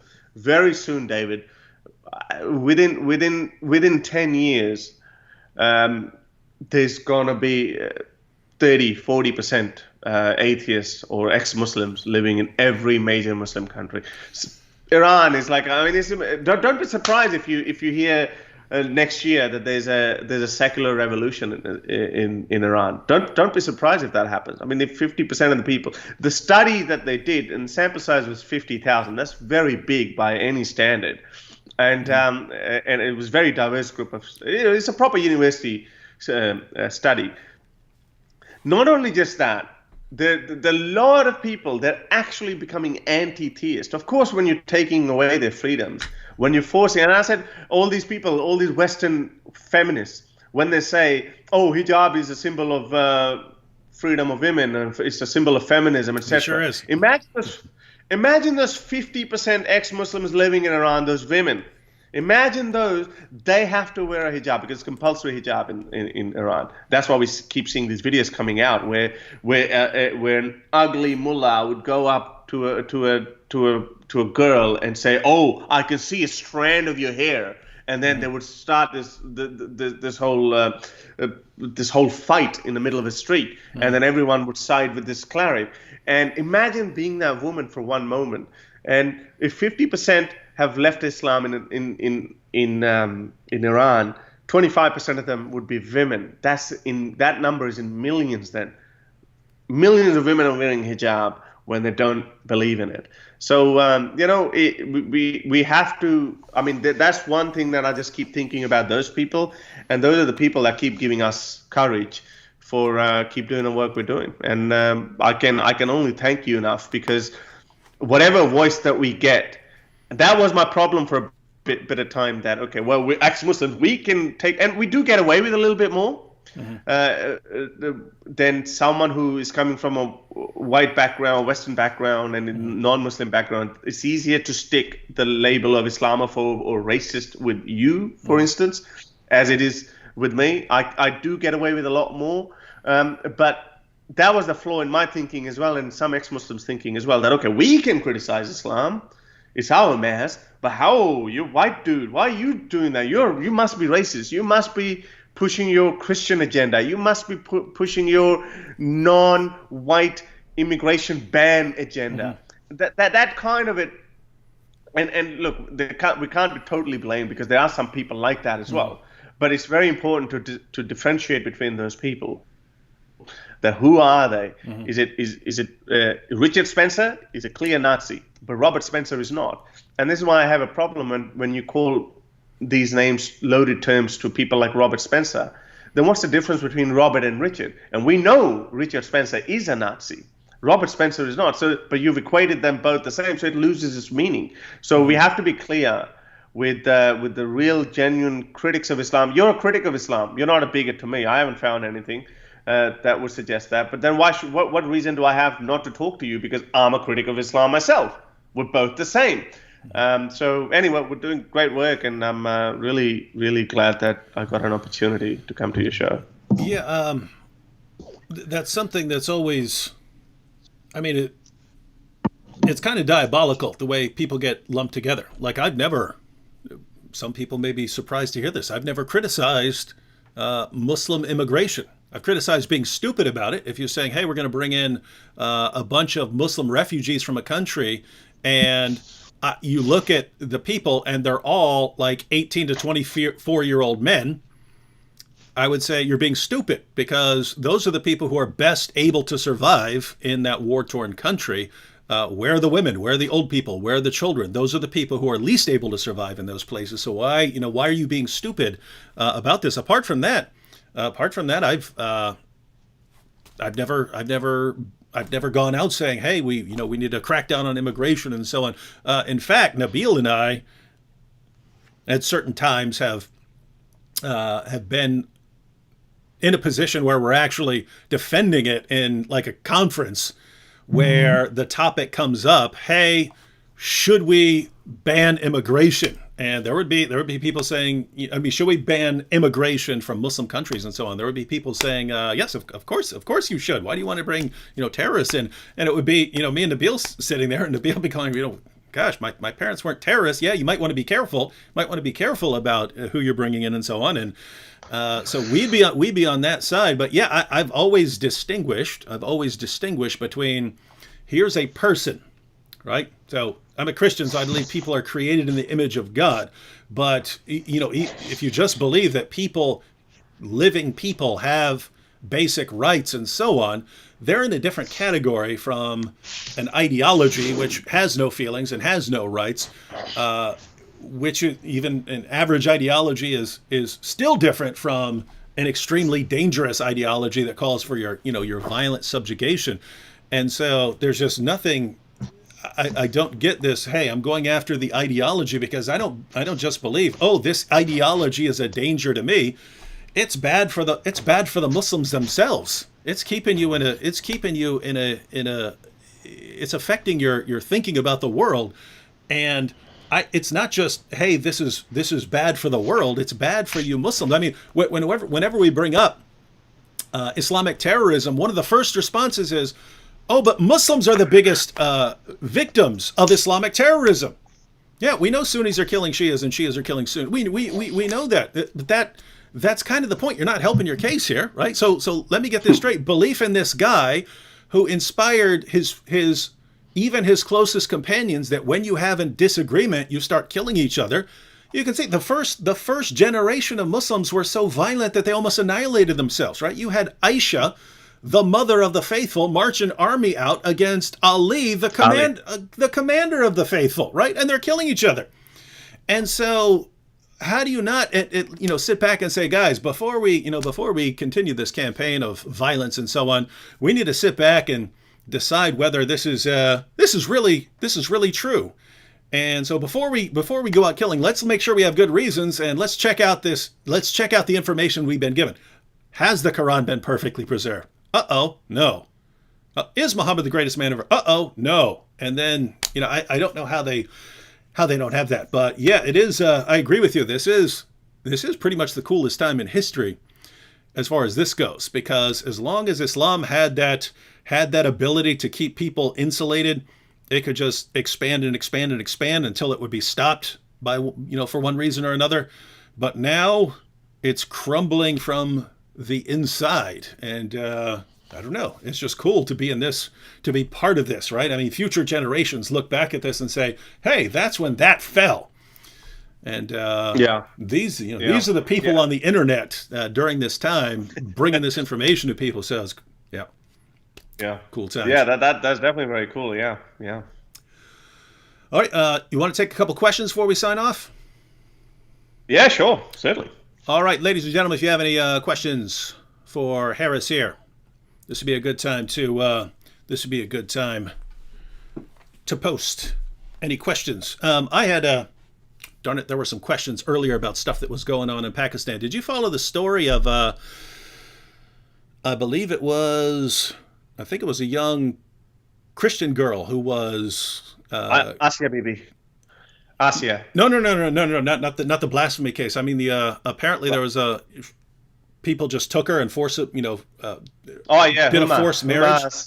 Yeah. Oh, that's just according to the study of Human Rights Watch and Hindu Council of Pakistan, and it's been published in Dawn, which is the largest circulating English newspaper of Pakistan, Tribune, Pakistan. All these newspapers have confirmed that roughly around about 1,000 girls a year from Hindu and Christian backgrounds are kidnapped, married off against their wishes. Oh, obviously, if it's under 18, it's statutory rape, or even under 16. But these girls are 14, 13, 14. And girls, always girls, kidnapped, forced into Islam, and then they put up photos on social media, happy photos where they just with the new groom who's 30, 40 years old, and this 14-year-old girl, and they're just happily ever after. They put these up on social media. So the 1,000 girls a year get kidnapped every year. That happens every year, and that's just one number. Huma, I think it was Huma's story. There was Huma. That's one Christian girl. I think that happened in Lahore. There's another one, Myra. That story was featured on Forbes. Unfortunately, that keeps happening. Courts are aware of that, but there's no legal framework. So I'll give you a bit of rundown. In 2017, Pakistan's only secularist kind of party. It's not secular, but they pretend to be. But they're better than the religious parties. They tried to pass a law against forced conversion back in 2017, but guess who opposed it? The clerics. They turned up. They just turned up in huge numbers, and they said, you're discouraging people from converting to Islam. But so the government backed down. That was in 2017. And somebody should ask, by the way, this is how hypocrite these societies are. If you leave Islam, you're allowed to, but you have to appear in a court. But if you from any other religion you come to Islam, you don't have to go to the court. You can just sign a piece of paper, or not even that. You can just say that I've converted to Islam. That's it.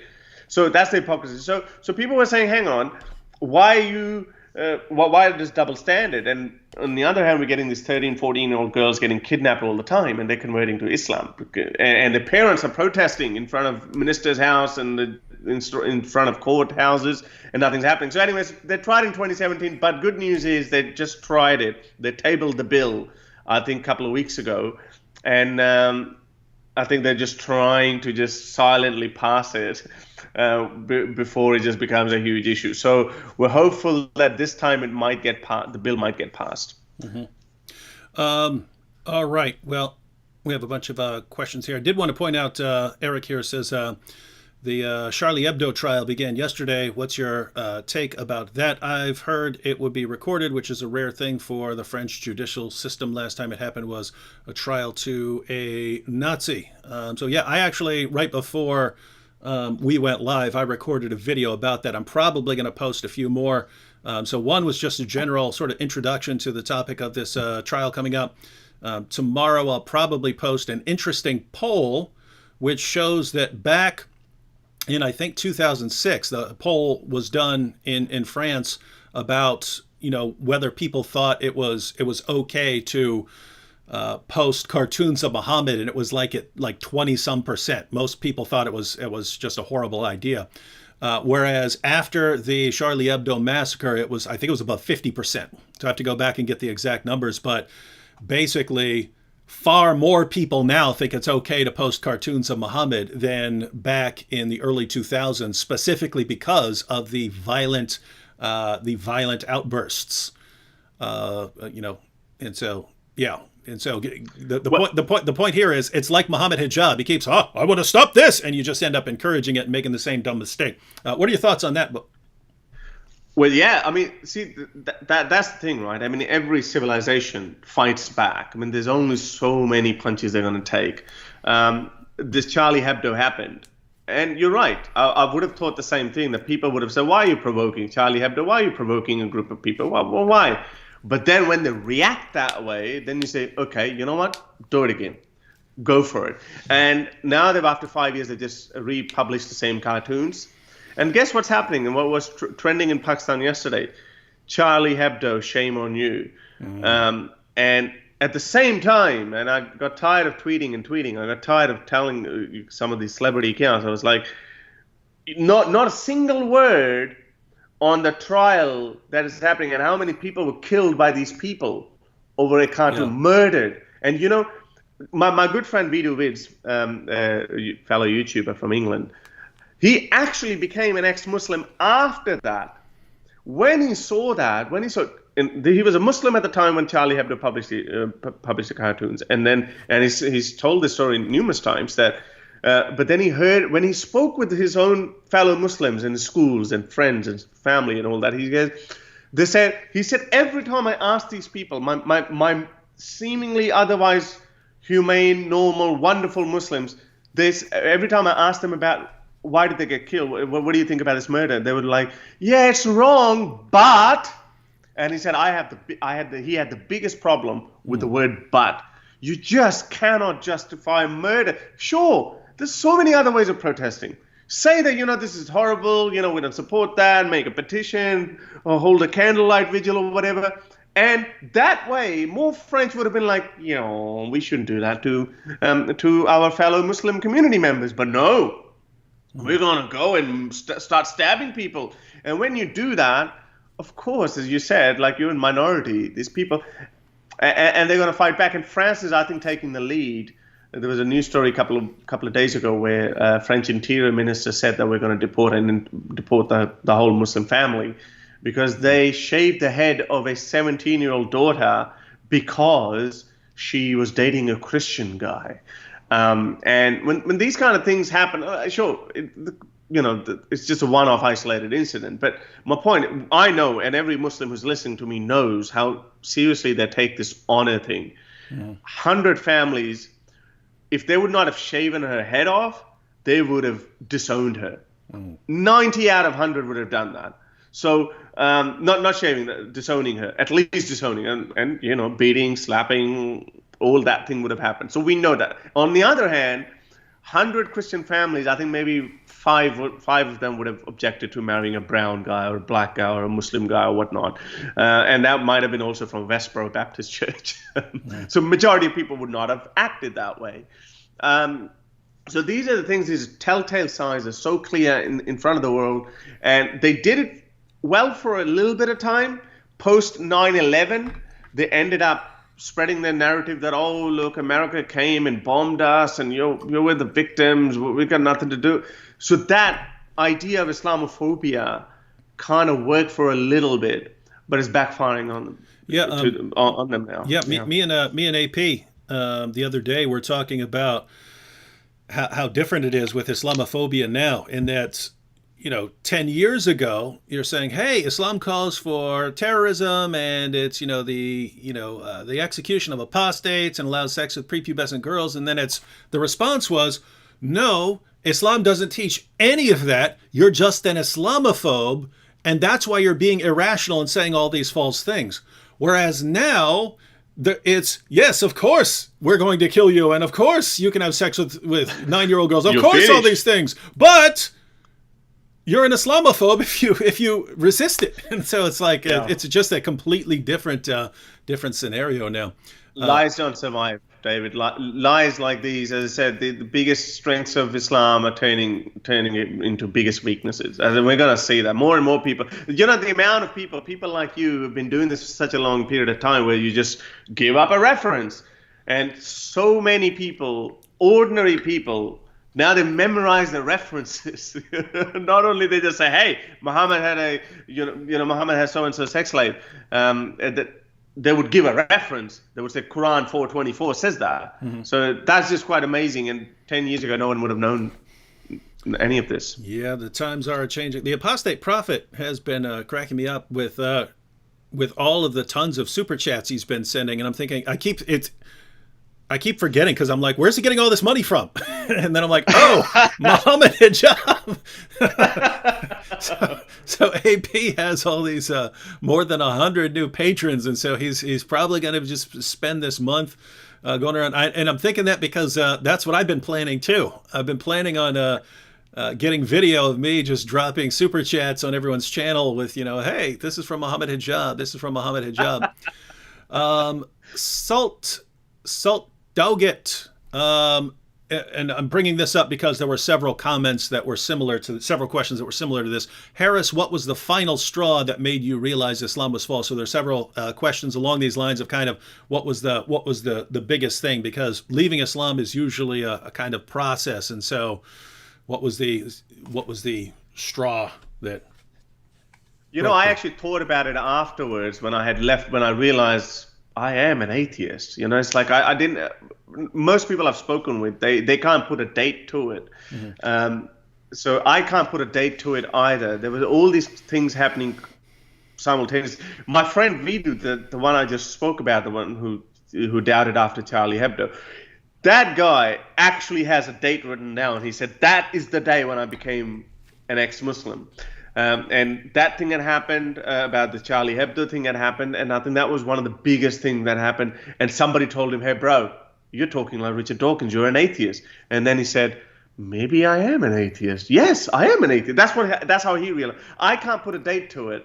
When I wrote my book afterwards, and I rewinded as far back as I could go, and as I said, that was one of the few crucial points in my life. And I accidentally read that article where this guy was critiquing Richard Dawkins, and then that started a journey. And then I'm looking into all these other arguments every day. I'm consuming that, and then I'm reading those books. But to me, I think the biggest problem. So when I wrote my book down, I pointed out three things. First of all, there's no evidence for any God. There's just no evidence. If we just talk about scientifically and philosophically, there's no empirical evidence, or even, in my opinion, no rational argument for any God either. But okay, if we ignore that aside, the second part, the moral lessons that we get from Islam are horrible. That no sane person can say, oh, there is some morality in that. I mean, the creator of billions of galaxies could not have said, just go to the neighboring village and kill their men and take their women as sex slaves, or that. owning sex slaves themselves. That has resonated with me for a very long period of time, because I'm a man. It should not hurt me as much as it should appeal to some females, because you can just imagine. But then obviously as men, we also have a different view of looking at it. Imagine someone come. I give this hypothetical to all the new Muslims who come to my show and they challenge me. I said, just imagine Indian forces come to your village. They kill all of your men and take your wives as slaves, and they can do whatever they want with them. How would you feel? That's literally exactly what Quran allows you. The Quran allows that. There's no two ways about it. And people like Shabir Ali made a video. There's no denying in that. By the way, that was the first thing I recall bothered Nabil. Was going through what Sahih al-Bukhari, Sahih Muslim, and Sunan Abu Dawud said about the historical background of Surah 4, verse 24. We talked about Aisha, Muhammad and Aisha and stuff. He didn't really have a terrible problem with that. He justified it, and but he didn't tell me until later. He didn't tell me until after he became a Muslim. That, hey, when I was kind of given weak responses to that 424 stuff, it was tearing me up. It was tearing me up inside. I was just thinking, hey, what if my mother and my sister, who are, from a, what's considered a heretical sect of Islam, what if they conquer? What would they do? And if they weren't Muslims, then what would they be allowed to do to? Exactly. Yeah. So. Yeah, that's one thing that's bothered me, but I wouldn't say that's all of it was caused me, because obviously I learned Islam, a lot of it, after I was watching Dawkins and I was reading these books, the sex slavery. For example, sun and the moon have an orbit, and then the third point. Well, first was no evidence for God, second moral argument, and the scientific blunders in the Quran. I mean, sun and the moon have an orbit. There are 11 verses that say that. Day and night, and sun and moon have an orbit. I mean, and these people, when I tried to find the counter arguments and justifications of that, all I saw was these red herrings. That people just making things up, in incredible amount of mental gymnastics. And I say that if mental gymnastics was a sport in Olympics, Muslims would have won gold medals every time. The amount, and I said, why do you have to do this? It's a lot simpler to say, yeah, maybe it is nonsense. Maybe somebody did make it up 1,400 years ago. The scientific mistakes are hilarious. I've written all of that in my book in detail. I think that's one of the biggest chapters. And my other chapter about morality point, there's an argument of morality, but it's specific to Islam. I only discuss the life of character of Muhammad because he's the best guide for Muslims to follow. He is. And I've just listed the number of women he had in his lives, and that alone should just make everyone's skin crawl. That how could you? The story of Safiya, Rihanna, and Zainab, and there's just far too many. Or not even the number of women he would have in his life. The number of women he would sometimes have in one night. It's pretty. Yeah, that's one hadith. Yeah, that's one hadith. I mean, it's embarrassing. And he had the strength of 40 men or something. Yep, sexual strength. Yeah. I mean, Viagra before Viagra was cool, huh? Yeah, it was. It is amazing because that's also in their view of heaven. Like, what are we going to do with all these houris? And you have these passages about Allah blessing them with eternal erections, miraculous erections, so that their penises never go limp. And it's like, wait a minute. So Muhammad is like a kind of an example of what to look forward to in his supercharged miraculous sex drive. And so. Yeah, on the issue of scientific miracles, that in my mind it's parallel to the issue of like perfect preservation. If all along you had been saying that Allah's giving revelations according to the understanding of the people at the time, and this isn't meant to be a scientific textbook or something like that, that would be one thing. But when you build the confidence in your religion upon perfect preservation, right down to the dot, right down to the letter, and miraculous scientific perfect insights that are only being verified today, they keep setting the bar so high that 5 minutes of research just brings everything crashing. That argument is so weak. That argument is so weak it doesn't work. First of all, if they say that God was only speaking with the desert dwellers at the time, then the point is, why is he talking about it in the first place? And the second point is, it means that the book is not eternal and for all time and all people. So it was only for the group of people. And as I said, why was he talking about it at all, that he created earth and heaven in 6 days? Oh, no, it wasn't 6 days as in our days. Okay, then what days is he talking about? Is he talking about Martian days, or is he talking about Jupiter, Juno days, or what is he talking about? Why would he be talking about some other days? So it just doesn't work, and it becomes very clear to any person, even if he's a believer at that time, it's very easy to shake their faith just a little bit. And you're right. When you shake them a little bit, some butthurt people come to my comment and they say, Harris, after watching your videos, my iman, my faith has strengthened tenfold. I'm like, yeah, all right, right. You're just saying that because you're trying to reassert that your faith is intact. You're trying to reassert that. You're telling yourself, no, I still have faith, but you don't. Yeah, that's what I was mentioning earlier about this sort of compensating this. All right, I didn't know this before, and this is bothering me. Therefore, let me compensate by you've made me a much stronger Muslim. Here's a related. Wasn't going to post this one, but since you were talking about this, I guess to get your views, we are getting questions like this. Techno guy, well, oh no, actually he directed this towards me, I think. But since you're here, how will you deal with a Muslim who says sex slavery and pedophilia is perfectly moral? And maybe the reason for this is we just had a Muslim on with us, Dr. Shuaib Syed, who's, I think he's like cousins or something with Zakir Naik, but he's a popular Muslim apologist in India. But he said we were going through the issue of, sex captives and temporary marriage, mutta and so on. And he was just saying, so we would say, look, that's prostitution. That's prostitution. You're hiring a woman, you're giving her money, and you're sleeping with her. That's prostitution. He would just say, if Allah says it's okay, then it's okay. It's not even prostitution. Wait a minute. You're giving her money for sex.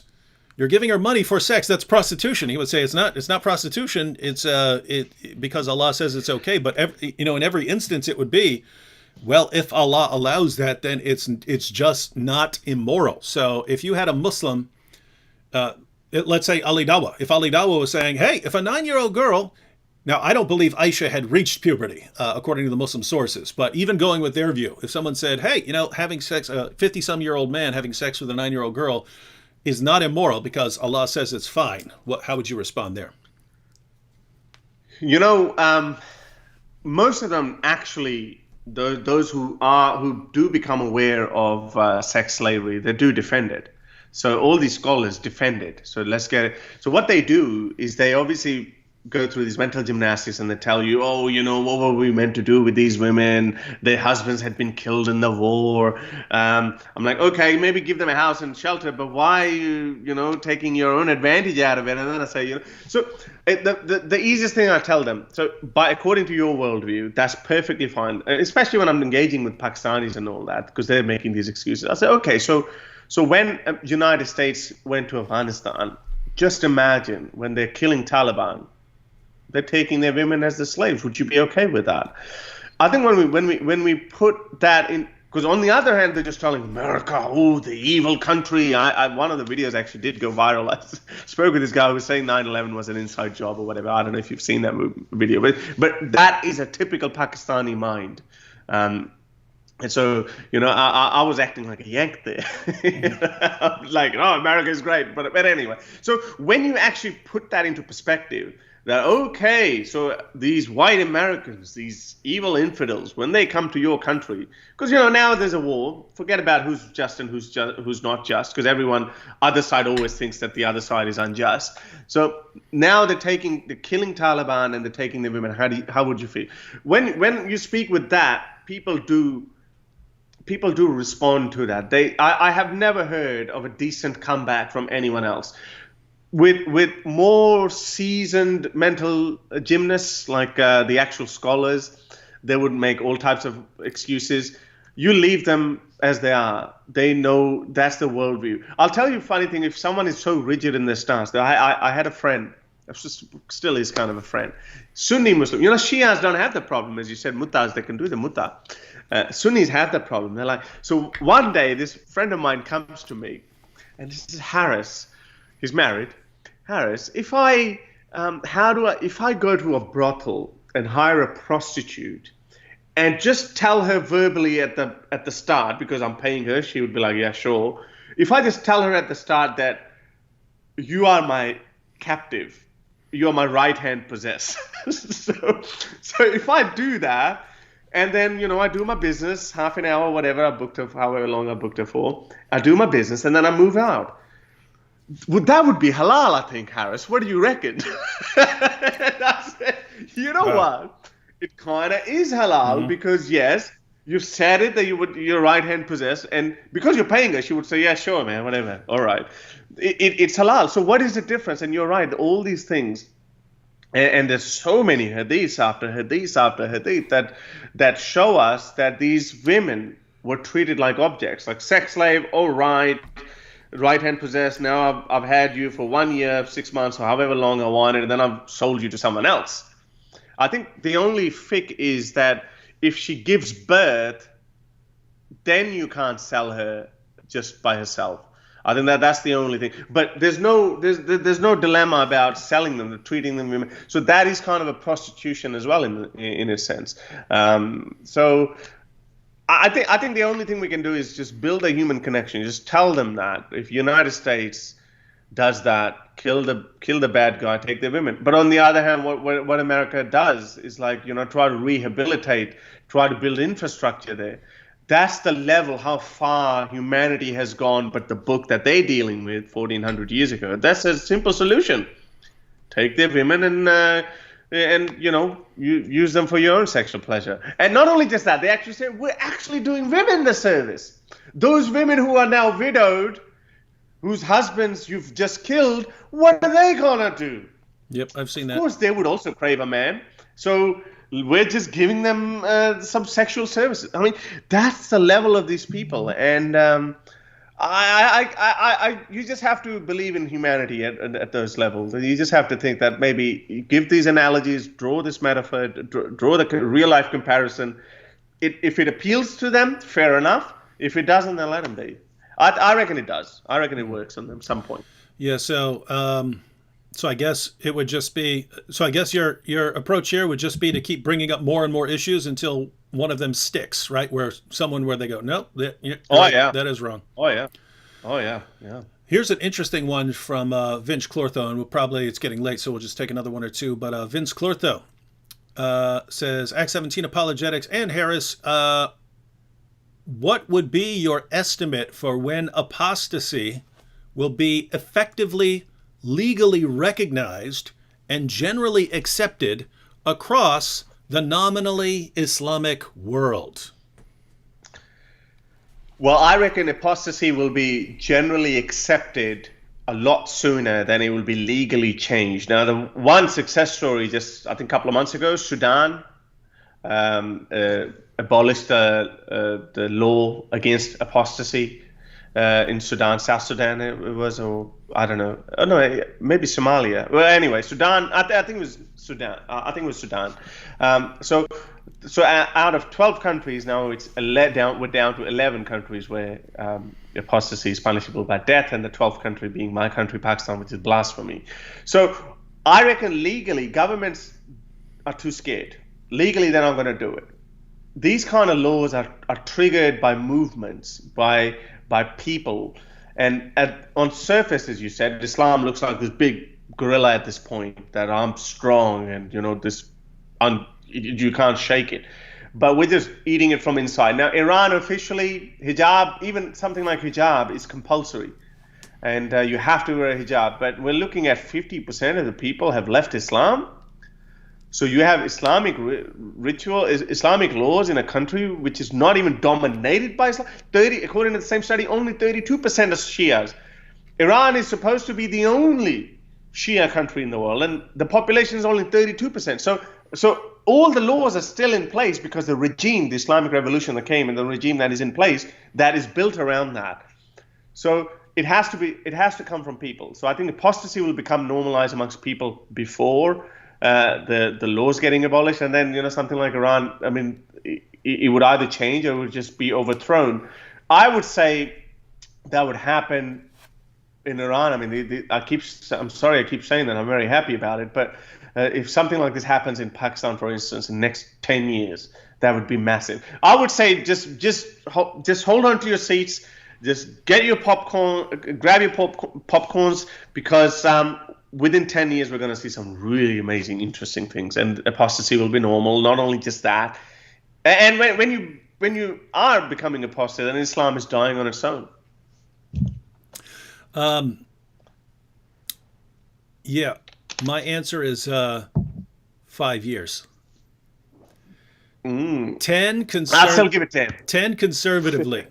Yeah, and not necessarily for every country, but for some of the major ones. I think, yeah, everyone, you can, if we hit the year 2030 and we haven't seen apostasy legally recognized in, let's say, most of these countries where there are still laws against it, you can contact me and say, David, you were wrong. Shame on you. You are not failing. You are not the super planner that we thought you were. Yeah. Yeah. Look, I agree. Within 5 years, we'll see some amazing results. But for them, a government to be forced into changing laws, etc., that might take, I don't know. I'm not Mohammed, so I can't tell about the future. Yeah, I'm just thinking. All the stuff that we're talking about the holes in the narrative coming out, and it's really all this stuff coming out, and then the response from the community is to become angrier and more aggressive, and so this is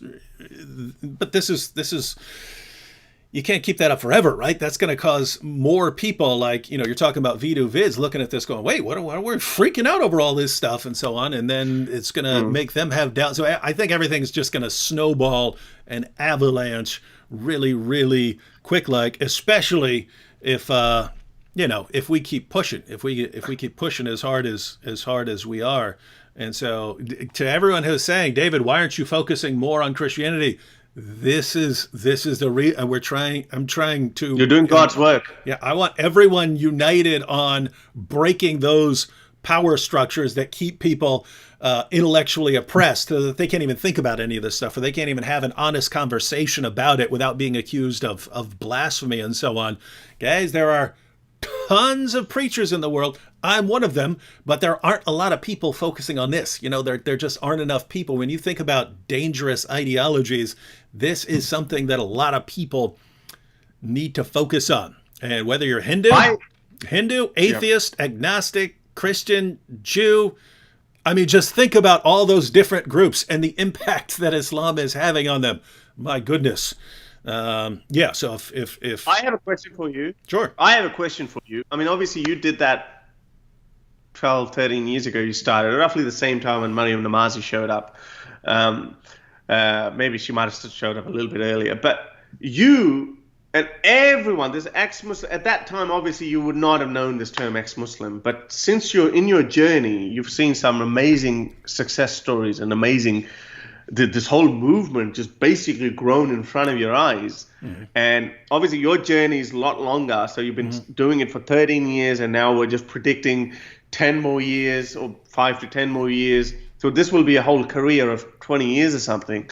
And how do you see it that this must be very satisfying for you as well? I mean, people like me, I started in 2017.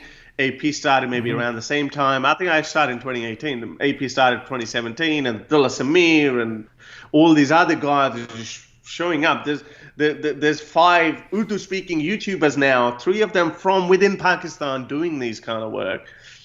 How does that feel? I mean, you being, and you're not even being from a Muslim background. You know?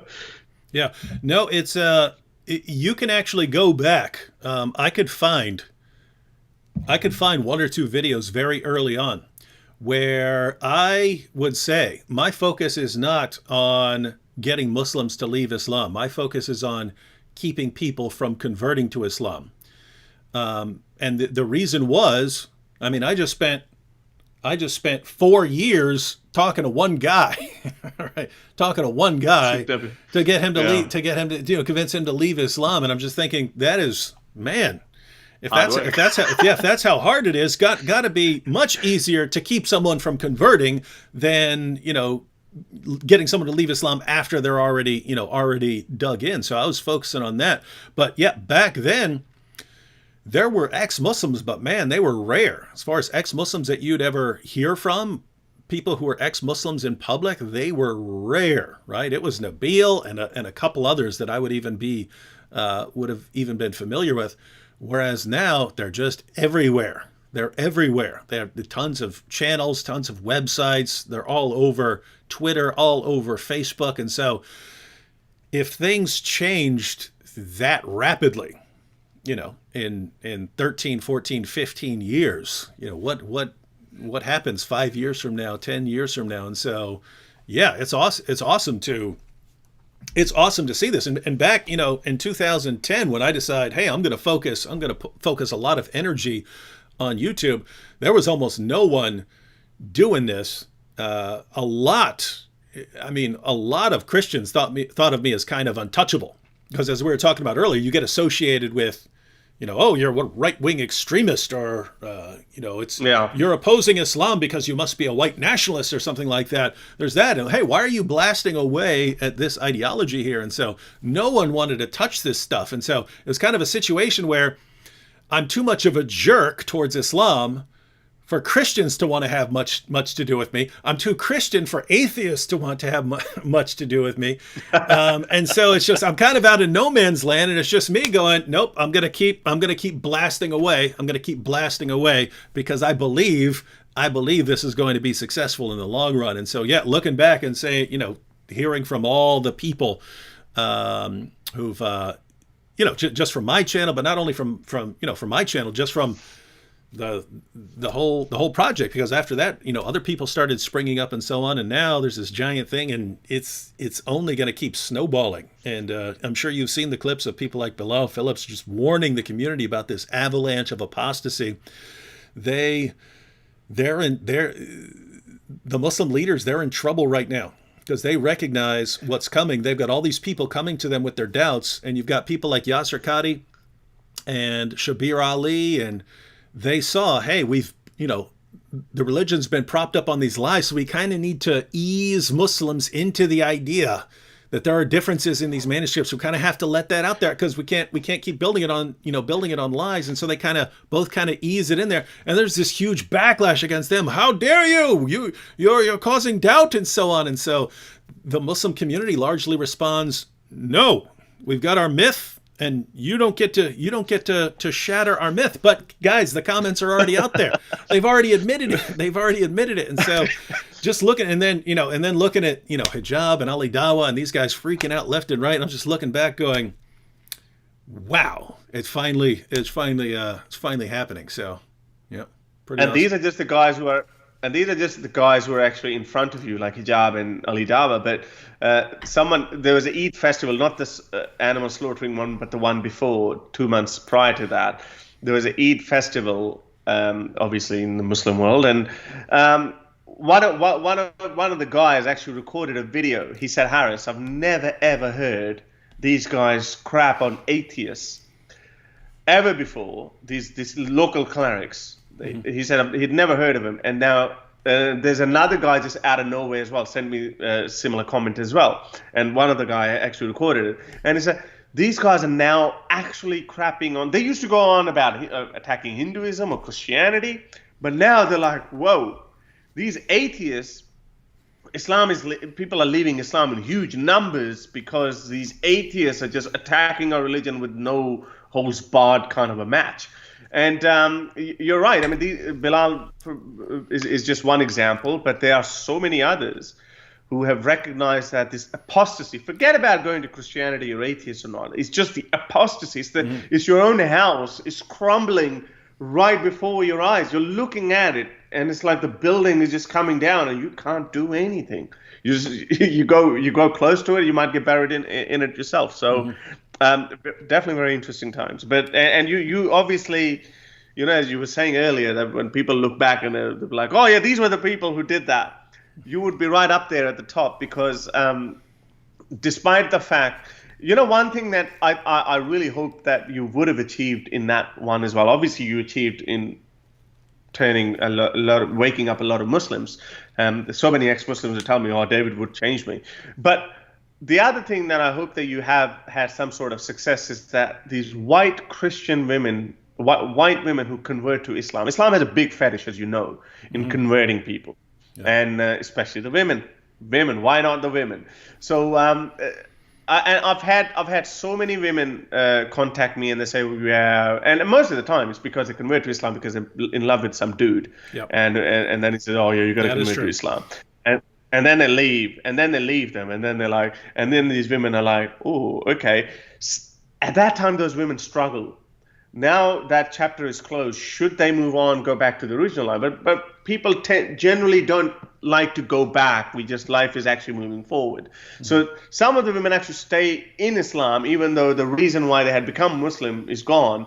But then we are also seeing a surge of these women who are actually becoming white ex-Muslims. Mm-hmm.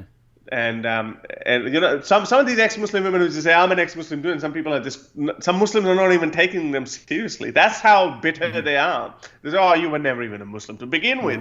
You were a Christian and then you converted to Islam. Yeah. But I think the challenge that we have, I've been speaking with one of my patrons, and actually no, he told me not to talk about this, but there's so many stories where people, I hope you have some sort of success in actually preventing women to actually going towards Islam, because I do get a lot of messages now from white women, and you say this about Islam, but my boyfriend is saying this about Islam, and then I say, well, go and ask him this. Go and ask him this, what it says here. And but because at that time they're in love, they want to get married, they just don't listen to me. But then there was one Australian woman who did that, and then 2 years later, she just contacted me, and I told her, I said, don't do it. This guy was Pakistani, and she was saying, I'm going to Pakistan, live with him happily ever after over there. I said, don't do it. Don't do it. So, but she's like, she just, I think she never responded to me. And then just last month, I remember she messaged me and she said that she came back to Australia and it didn't work out. And but then she was still defending Islam, but she was saying, I'm still a Muslim, but it's just a journey. But I hope you get those messages too from women about that. And what are you doing about preventing them, since given that you said that was your original goal, to stop people from converting to Islam? No, I hear tons of messages that are along those lines as well. I usually don't post those, but sometimes I'll make compilation videos just reading out comments from people who've left Islam. Like I said, I usually don't post the messages from people who said, hey, I was about to convert to Islam, and then then I saw this from your videos. But it's kind of a mixed group, because you get messages from people saying, yeah, I was about to convert to Islam and thank you for, what I learned from your videos, but also from people who don't listen. And then I hear from them later. One was me and Sam Shamoun actually sat down with a young woman and a Muslim who was actually getting her to become his second wife. So she had converted based on all this, all this information, and she was converting. She had already converted to Islam, but now she was going to be his second wife. So not legally recognized in the United States, but there'd be an Islamic ceremony. And so she actually didn't listen to us. She became his second wife. And then, it was several years later. Hey, you're right. I told you so. That was actually a cool situation because, there was never any legally binding ceremony. So they had their Islamic divorce, and she had custody of the kid, and she's a Christian now. But those are the situations. It's like, guys, why are you jumping into this? If we're right, you're going to be in a lot of pain. So you might want to think about this before you jump into this. Also, me and the Apostate Prophet, we've talked about this recently, where we actually want to make videos along the lines of, before you convert to Islam, watch this. and it's basically, good rundown of, hey, if you're converting, if you're about to convert to Islam, watch this, specifically for something that, if your friend's about to convert to Islam or your family member's about to convert to Islam, you're going to be looking, what do I, you're going to be scrambling at the last second. Gosh, he's about to go and convert. What do I do? And so we kind of want to have videos. Just sit down with your friend, watch this video. Possibly, he's free to convert if he wants to convert, but try and sit down with him and go through this stuff. And it's going to be, hey, if you're about to convert, you've probably been told this, and this. Let's take a quick look at this. Hey, it's a big decision. At least you can do is spend 10 minutes going through this and go through the evidence. But yep. There's there's a TV show. It's called Banged Up Abroad. I don't know what it's called in America. There's an American version too. I think Locked Up Abroad is something. So where these people go and they're on a holiday, they're down, the cars are down, they're poor, and they're going through depression or whatnot, and then someone approaches and says, hey, do you want 10 grand? Just make a trip to this South American country and then come back to whatever, and then, I'll give you 10 grand. You're like, why are you doing this just for 10 grand? And then, these people go there and then they get arrested, and then they spend 10 years in prison, and then the whole show is about their journey inside the cell. Same like that with these people. There are two types of converts. The first is obviously, some dude who's just had a very nice friend, and he's angry, he's just going through some other life problems, and he blames the West and he blames Christianity if that's his background. Then he says, okay, I'm going to find a new life. You white folks, you guys do this kind of thing. You went into Kabbalah, and then you go into yogism, and all that kind of crap. But so then they go, okay, Islam became fashion. Mike Tyson and all these guys that become okay. So and then the other type is women who fall in love. With those are the ones I think the hardest one. Now you gave one example. I have one example of the Australian white woman as well, and I was like, yeah, no, but it was just she. I think her mind was saying, listen to this guy, what he's saying. I even told her, I said, this is like mafia, like the Locked Up Abroad version. You're going in and there's no way out. Apostasy is punishable by death. Why would anyone go in that? That's like joining the mafia. They say that in the mafia movies, like, oh, there's plenty of doors to come in, but no way out. But at that time, they're in love. That time they can't. But these other people, I think those people who go through some sort of circumstances, problems and whatnot, they are probably more likely to listen to or watch those videos. By the way, Muslim scholars are right ahead of you on that. I was watching this on one of the biggest Pakistani cable channels. There was this cleric was sitting on TV, and he was saying, yeah, we have to change our ways. Native apostates should be killed for death. But if someone converts, then we shouldn't kill them, because, again, he had his own strategy in that too. He was saying, because these people, these Islamophobes, are telling white people that if you go in, you won't be able to leave. So therefore, we should make an amendment that if a white person converts to Islam, they can leave Islam. But native apostates, well, they gotta be killed. It sounds like innovation. Innovation that is being forced by people like you. Yeah, same thing with Mohammed Hijab. You can't just say, "Oh, Allah says this," but let me make it more palatable for a modern generation. Exile. Give them the option of exile. Yeah. No, I've heard tons of stories, and yes, tried talking to the women who are in love.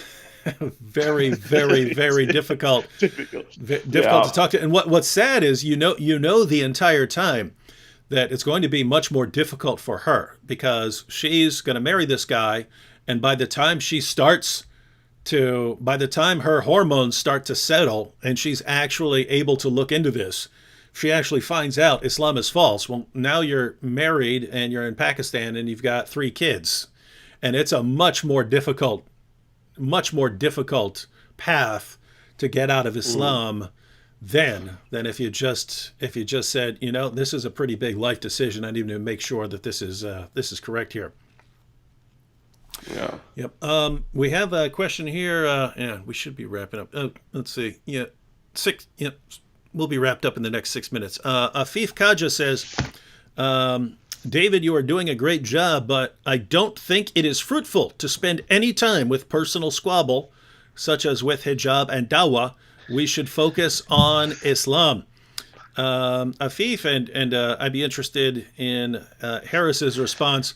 Afif, I know we want to say, and we just want to focus on responding to Islamic arguments and so on. Yeah, I would say you have to realize there are people who have massive influence, right, in the Muslim community, and they're going around thumping their chests. And it's very common to think, let's just focus on making sure we have the best arguments here. And if we have the best arguments, we win.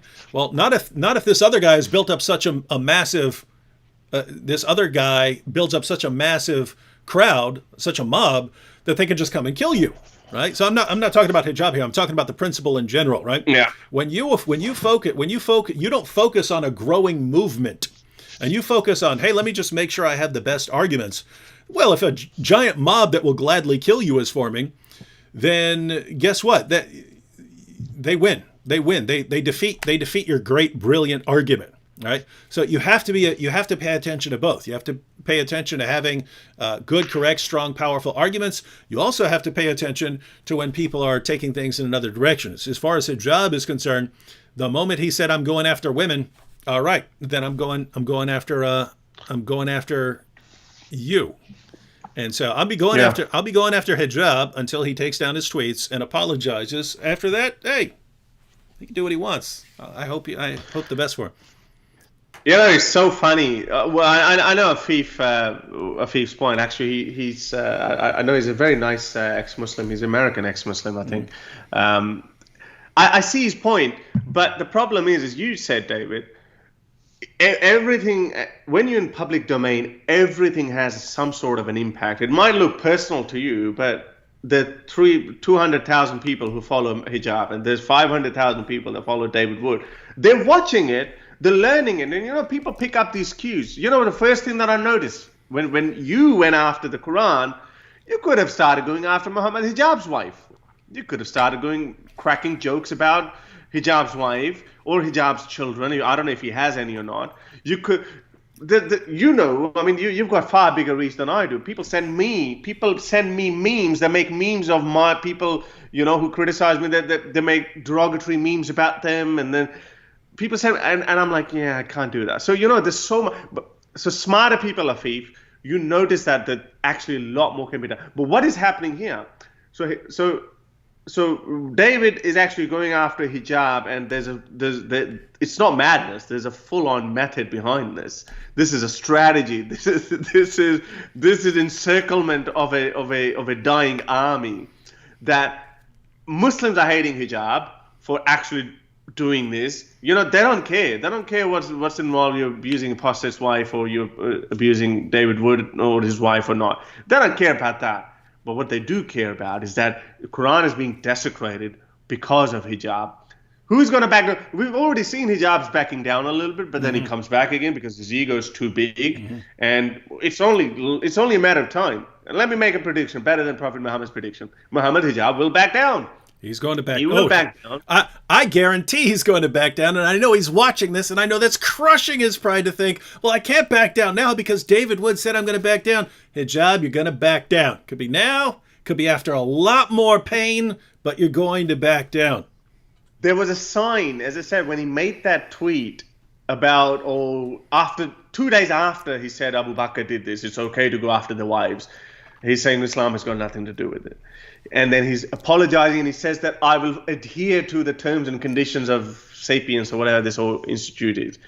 Obviously, someone has told him, hey, bro, if you ever do something like this again, we're not. So he's under the pump. And now, if he's a representative, and I know that these Muslim apologetic groups, they think that hijab has a lot to offer. He's obviously smart. He can speak fluently. He's good with that. So they see something in him. But obviously his anger issues, his emotional discharges, these things are getting him in trouble. And his own crowd is turning against him. That, dude, this white Islamophobe is desecrating our holy book because of you. Just please don't do it. And you're right. People do think about, okay, let's find a solution. And it's not personal. I mean, there's nothing to lose for you. So I mean, I don't think it's sensible for you. I mean, I personally haven't desecrated the Quran myself because I want to be able to engage with Pakistani clerics. I want to be able to reach out to masses of Pakistani population. Which I know otherwise they would just not be interested in engaging in me. Like for example, Mufti Abu Layth I speak with. I've had a conversation with him, but these personal differences are even actually good for the movement because they propel you into arguments and they propel you forward. With Mufti Abu Layth, I don't even feel like disagreeing with him. I'm like, yeah, all right. We don't even argue. Sometimes I send him messages about certain things. What's your opinion and this and that? And then I just get his view, but I don't argue with him. There's some other people that I've spoken with. I don't even feel like arguing with them anymore. But they see the importance of my work. I'm not going to put words in their mouth, but they see that what we're doing, and then like any reaction, you put out something, half the people are going to believe in it, the other half are not going to believe in it. But that's a level playing field we're creating, and those kind of personal squabbles, I think they're useful. Mm-hmm. Yeah. I agree completely. And guys, I don't. But most people are cheering it on, right? They want to see it. They want to see someone who's really. It's entertainment. Yeah, it is. It's and I saw it instantly. I even mentioned it in a video. If you have a proud man here, you defeat this proud man by pitting him against something that he loves, himself. Where he has to. You wait for him to put himself in a position where you can make him have to choose. I have to choose this, which will crush my pride, or I have to choose my pride, which will result in bad things for this. And then you see what happened. Hey, Mohammed Hijab, you're going to desecrate your Quran unless you back down. So it's my pride or my religion. What's more important? So far, it's been his pride. But yeah, it is. I don't know. I think it's. And people see that. Mm-hmm. And people see that other Muslims are seeing that he's putting his pride, which means he doesn't care about the Quran. Mm-hmm. He doesn't care about the honor of the Prophet. He doesn't care about the sentiments of Muslims. He doesn't care about that. He's trying to use that, okay, I will use that, oh, look, Islamophobes. But nah, man, it's not that simple. It doesn't work that way. People are seeing that you're being provoked by him, and he's the one. He can save countless lives of the Qurans by simply taking down his tweets, but he wouldn't because, as you said, his pride is bigger than him. Yeah, and it's the situation is, I mean, it's interesting because I mean that's a command, right? Surah 6 verse 108. Hey, if they're going to heap abuse on your religion, on your God, you stop the insulting. It would be different if we said, hey, I'm going to desecrate the Quran unless you stop praying. Well, you can't, you're not going to stop praying. The idea is something that's non-essential. It's non-essential. You don't have to be insulting these other people. But so if you're doing something non-essential and that non-essential thing is going to cause people to heap abuse on Allah or on your religion, you stop what you're doing. And so the Quran actually gives us an ability to order people to do something. But I mean, notice that the early Muslims were, and including Muhammad, were in this exact same position. They were insulting the gods and goddesses and the idols of the pagans. They repeatedly tried to get Muhammad to stop. Muhammad wouldn't stop. They tried to negotiate. That didn't work. Finally, it got to the point where they said, you stop or we're going to insult Allah. And then, what do? Do we back down from these guys? Do we back down from them? Do we start obeying them because they're threatening to insult Allah? And Allah says, yes, you do. You back down right now. You stop insulting that. You do what they're telling you to do because that's how important your religion, the honor of Allah is supposed to be to you. That's how important it is. Back down. Don't care if it hurts your pride. And it's just amazing. You've got Mohammed Hijab reading the same Quran and saying, yes, Muhammad himself back down from insulting these guys when he was being ordered. Muhammad himself was humble enough to say, I'm choosing my religion over my pride. And yet Hijab is just greater. He's greater. There's a Sahih hadith as well that Muhammad said that do not curse the gods of others so they do not curse your gods. Yeah. There's a Sahih Hadith as well. So, yeah, I mean, hijab. People see that. People see that, and that's again is working for you, not for hijab. You don't have That's to. You know the worst thing. You know the helplessness that they have. Hijab, as arrogant as a malevolent bully he is, he inside he's like, man, I wish I could burn the Bible. And even if he could, it wouldn't hurt you. But again, we know humans react that way. Especially people like Hijab himself. They're like, okay, I'm gonna get even with you, but he can't because other Muslims would not approve of that either. It's just this helplessness. So you just grab your popcorns and watch it. This is entertainment. This is free entertainment, guys. This is. My goodness. I mean, if I were Hijab and I were thinking clearly for 5 seconds, I would say, yes, it's going to hurt to take down all these tweets and apologize to these women right now. It's going to hurt because, David's been ordering me. It's going to hurt, but not nearly as bad as it's going to hurt, 3-4 weeks from now when it's been normalized for people to, well, I'm going to go into all my plans, but it's going to be pretty bad. All right, look, it's very quickly. It's very obvious that it is becoming normalized. But not only just that, the point is that Muslims are losing interest in trying to protect their book. Of course, that's what we say, right? We say we need to normalize dissent and we need to normalize blasphemy. But you're enabling someone like David Wood with his reach, and obviously your reach is getting amplified as well because of this drama. More and more Muslims are going to be like, yeah, okay, these people do this every day. So before you know it, even Muslims won't be outraged over this. So they wouldn't care. So, thank you very much, Hijab. I think that's the long-term good benefit out of this whole thing is that Hijab has enabled us, is that people are just not going to care. They become desensitized to it. Yeah, and that's what's going to happen unless they really just stop trying to thug out and start trying to negotiate some terms and learn how to deal with some people in a really nice way very quickly. That's where this is headed.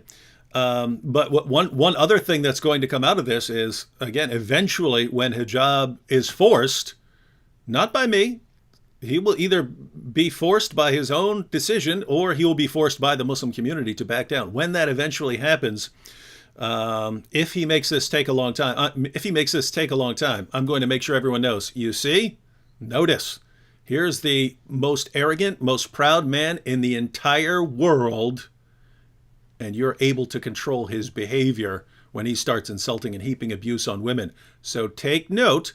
Again, you can't say, hey, stop praying or stop believing in Allah or stop doing this or stop doing that. If someone's heaping abuse on you, if someone's insulting, you can actually order a Muslim to stop and make him stop using this methodology that we find in the Muslim sources. And guys, Muslims, hijab, Ali Dawah, trust me, you don't want that method becoming popularized, but I will popularize it if you don't stop.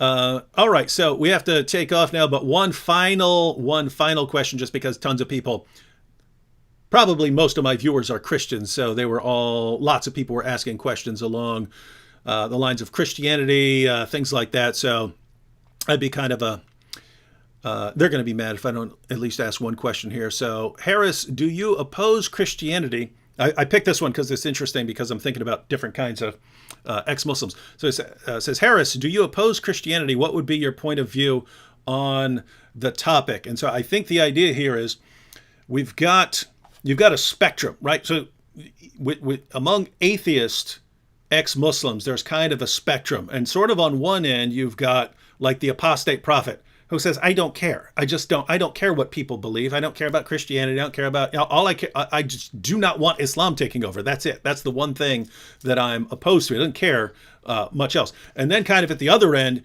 you have, no, all religion is just equally bad, or maybe Islam is slightly worse, but religion in general, horrible. We've got to basically convert the world to atheism. So if that's the spectrum, kind of where on that, where on that would you be? I think I got that. Yeah, I got that. I think Christopher Hitchens summed it up very nicely. He said if he was in the 30s, if he was living in the 1930s, then he would have been opposing Christianity more than Islam, because just of his alignment with, I know there's different opinions on that too, but just from his point of view, and let's assume he was right, that it's alliance with Nazi Germany.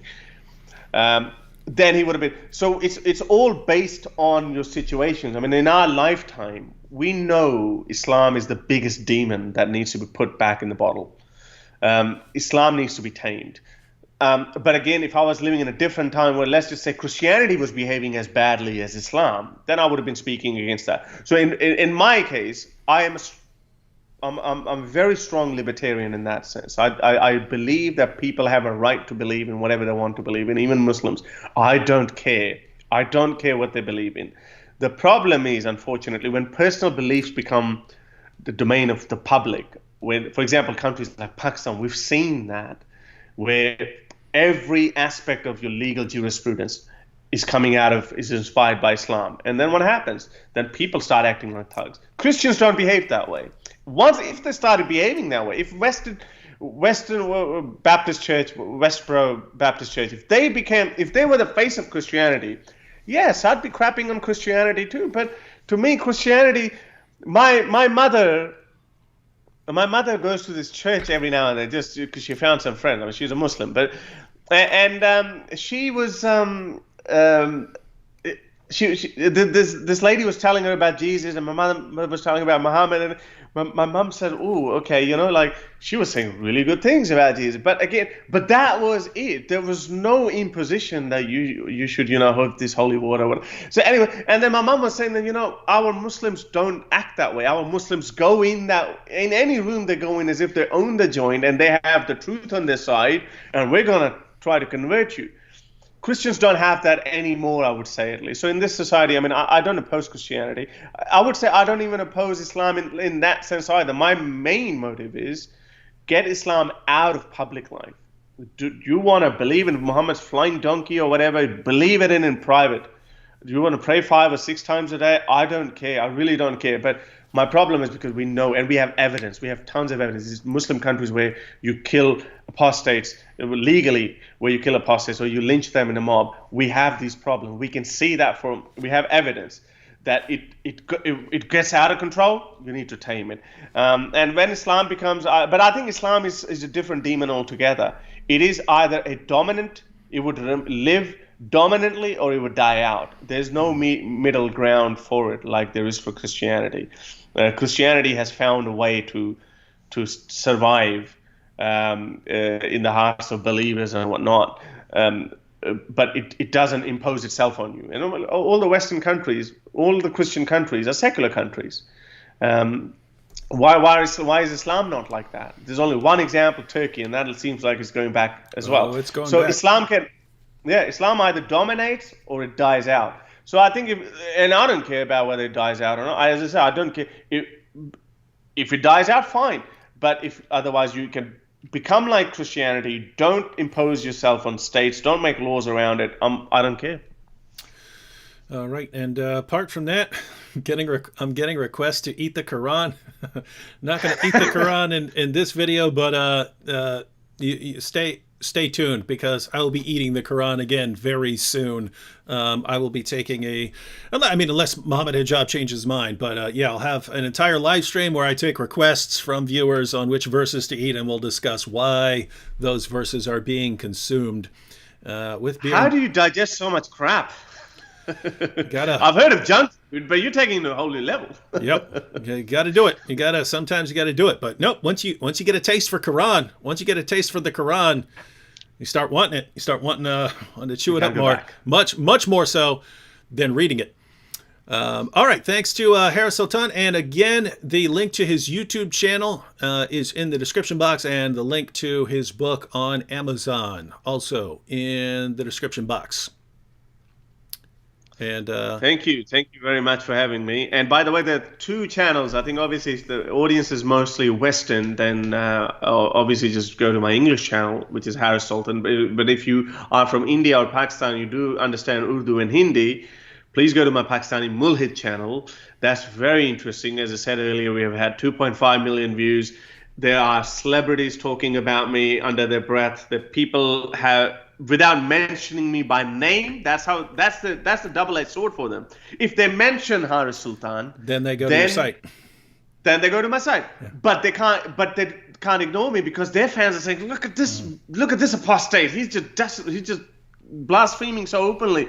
So they have to say something. So this is a very exciting time, and so do check out that channel as well. Right, and can they find the link to that from your English channel? Yeah. You can find the channel from my featured channels. They're all there. Yeah. All right, ladies and gentlemen, so you have those links. Thanks for watching, and catch you all next time. Thank you. Ciao.